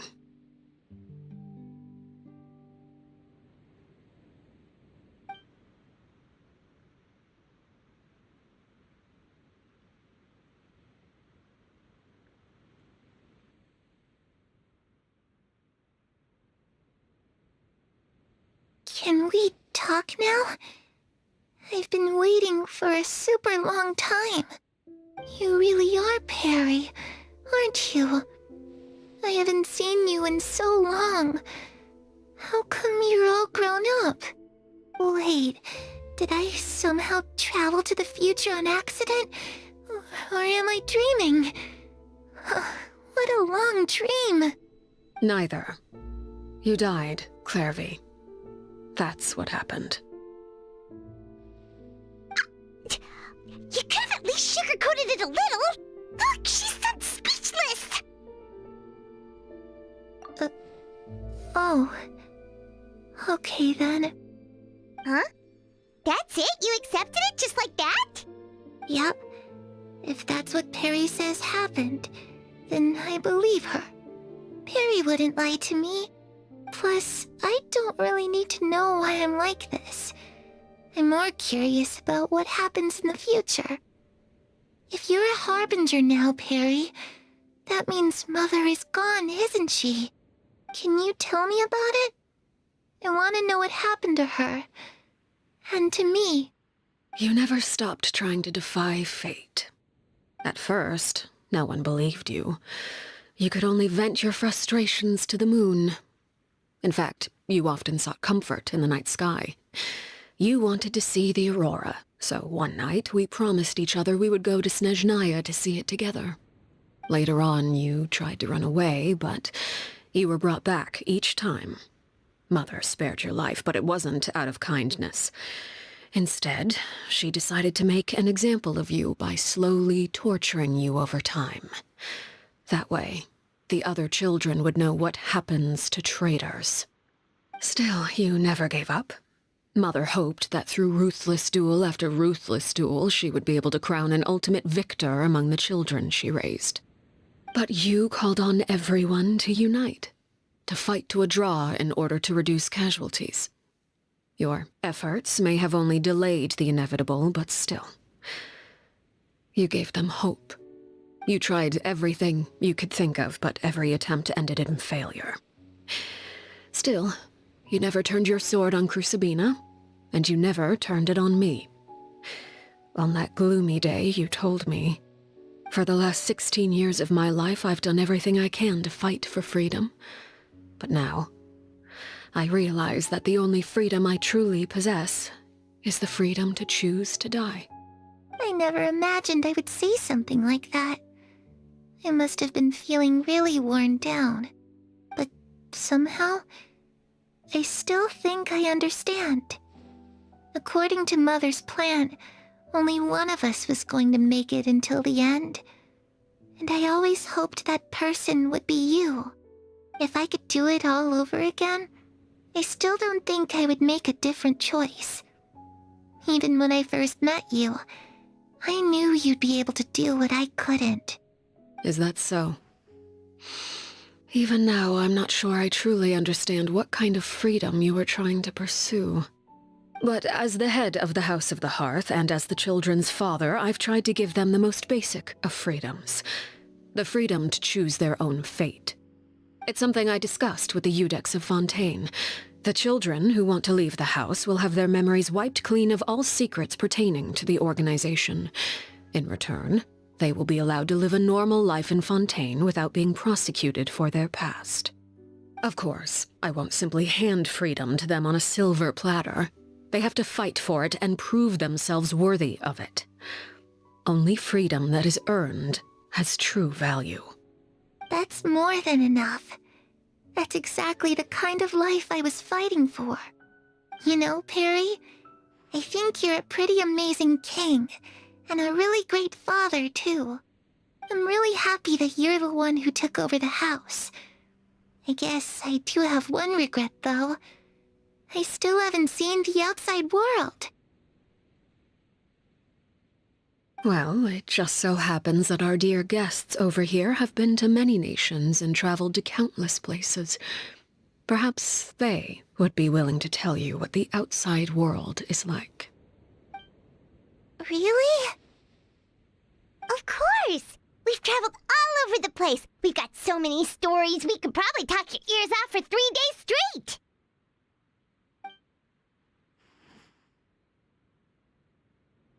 You know, I used to dream of being a bard. Playing the lute while singing into the winds of freedom. Even if there was no one there to listen, I would have continued to sing no matter what. Ah, that's where Mora comes from. I never knew that before. If I had some Mora, I would buy 3 new dresses. One for me, one for Perry, and one for Mother. It's just too bad Perry doesn't like wearing dresses. And Mother, well, she probably wouldn't accept something like that either. I guess I'd just have to keep them all for me then. I could wear a different one every day. those yokai you mentioned? What do they look like? I once saw a drawing of this one guy with horns on his head and a super scary face. Are there any yokai like that? Oh, sounds like you're talking about an Oni. Yep, we've met one, and let Paimon tell you, they're not nearly as scary as they look. I was always too afraid to skip Mother's fighting lessons. But at the academia, I bet you could do all sorts of secret things in class. Things that have nothing to do with studying. I'm just kidding. Being able to study whatever you want without having to fear for your life actually sounds pretty great.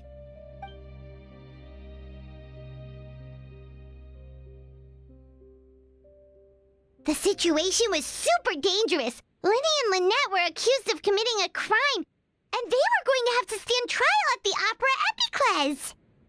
Oh no, that must have been hard for all of you. What happened next? Don't worry, we were able to turn the situation around super quickly, all thanks to Detective Paimon, of course. How'd you do that? Come on, tell me.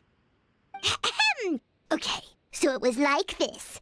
After the failed magic show, we rushed to the scene and...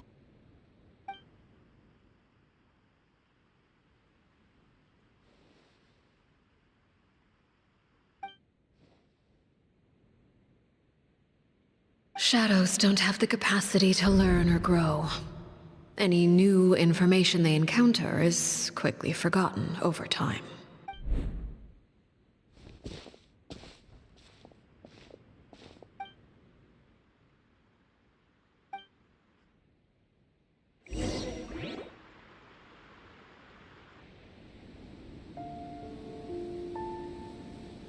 Clairvy. You've worked tirelessly from the shadows to overthrow the House of the Hearth. Now, by my authority as the Knave, I shall announce how this matter ends. You are hereby expelled from the House of the Hearth. You are no longer tied to this place, nor are you bound by its rules. You're saying that I can finally leave? I get to experience the outside world as well? Oh, I almost forgot. There's no getting older for me. Still, seeing who you grew up to be makes me really happy, Parallare. Take care of yourself. Goodbye. May we meet again someday.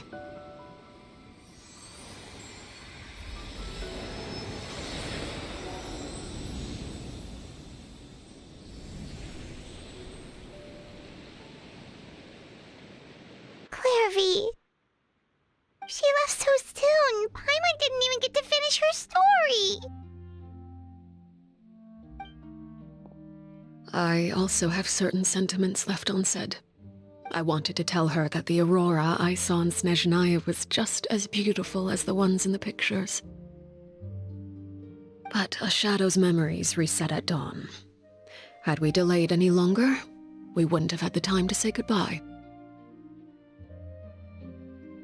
Whatever regrets may linger, let them be lost to the coming of a new day.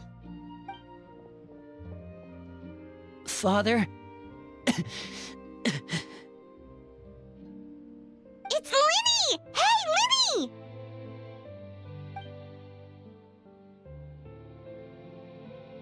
What is he doing back here? Let's go check it out.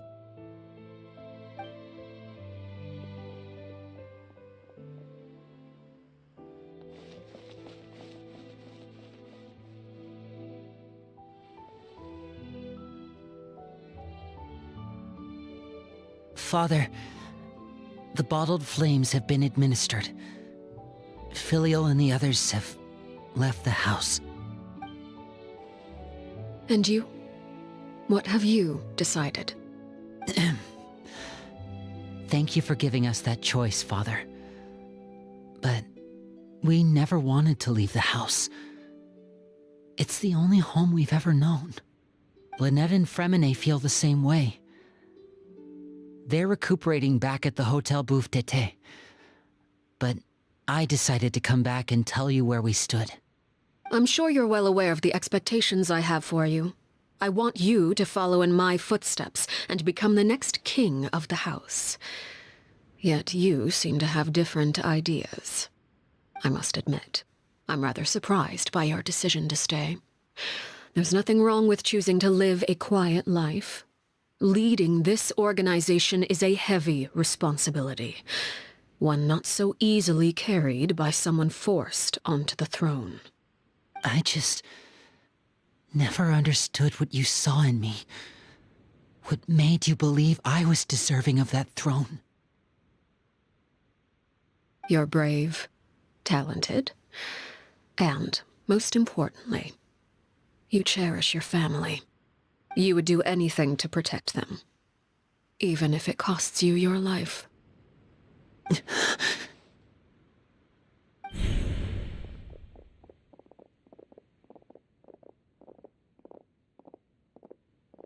Speaking up back there was so brave of you, Linny. It's all thanks to you that we were able to convince Father to back down. You're a hero, Linny. Hero. Father is the real hero. Had Father gone all out during the duel, there's no way I would have walked away with my life. She must have had it all planned from the beginning, from the very moment she suggested a duel. I'm not deserving of that title. I'm not strong enough or smart enough. You're wrong. In my opinion, all you need to be deserving of the throne is conviction and the necessary strength to act on it. We may have different ideas of what it means to be a family, but you can hardly be said to lack conviction. What you truly lack is strength. For someone of your talent, though, that's something that will come with time. Even without that strength, you still chose to face me in a duel, even though the odds were stacked against you. That capacity to honor your convictions is what I truly see in you. Father. No one knows what the future holds, what tragedy or triumph may be in store. Being at the head of this organization requires the strength of will to face whatever comes. Caution will only hold you back. If reaching a certain standard were required to go after what you want, I would never have succeeded in killing my predecessor. Back then, there was still a considerable gap between our abilities. Strength may decide the ultimate victor, but those who let a lack of strength dictate their decisions or undermine their convictions will never be worthy of the throne. I understand, Father. Thank you. Children must grow up to surpass their parents. Only then can a family continue to flourish. The road ahead is not an easy one, so I'll ask you one last time. Are you certain you want to stay? You've done so much for me, Father, and that kindness must be repaid. Plus, with Project Stuja at hand, there are many dangers ahead, and I, for one, don't intend to back down. Protecting my family at all costs. That's my conviction. Then you're welcome to stay. As for Project Stuja, you need not be too concerned. If those cowardly businessmen and heartless dignitaries try to take us down, I'm prepared to teach them a lesson. Having members who longed for the light was our organization's last weakness. With those members no longer among our ranks, the House of the Hearth is like a spider hiding in the shadows. We need only wait for our prey to come to us. At present, our imperative is to use their plan to our advantage. In doing so, a crimson moon shall rise amid the frigid blizzards of winter. No demonstration of loyalty shall go unrewarded, and no sacrifice shall be in vain. As for the two of you, whether we meet again as friend or foe, I'll remember the camaraderie we shared in this moment. No matter how arduous the journey ahead, I hope we both reach our desired destination.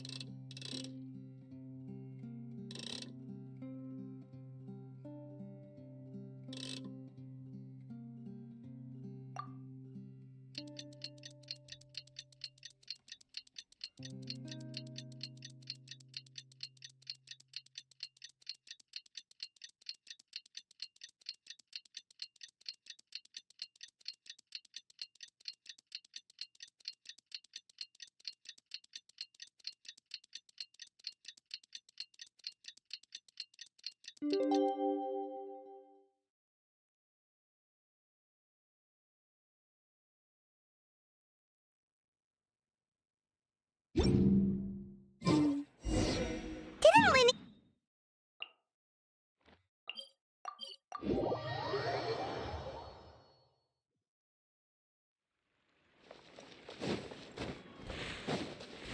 Breathtaking.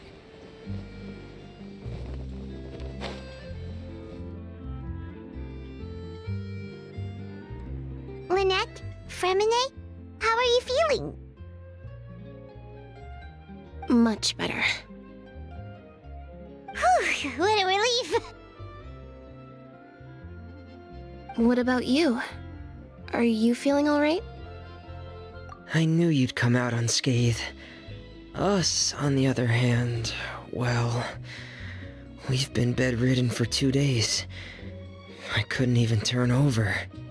Oh, and I wanted to ask, is Clairvy gone? Linny and the other members have left Poisson and returned to the House of the Hearth. According to him, there haven't been any more sightings of a spirit roaming the house. I see. I'm glad. Father came to check up on us 2 days ago and told us about what happened with Crusabina and Clairvy. Actually, I've met Crusabina before.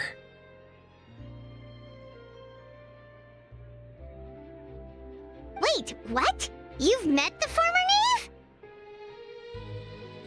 Crusabina died a year after Clairvy. It was during the year between their deaths that I joined the House of the Hearth. Crusabina had an extremely cruel and radical way of doing things. While she was alive, the atmosphere in the house was suffocating. When I joined, though, the experiment she valued so much had already come to an end, and all the people involved, dead and injured alike, were gone. Crusabina never talked about the past with us newcomers.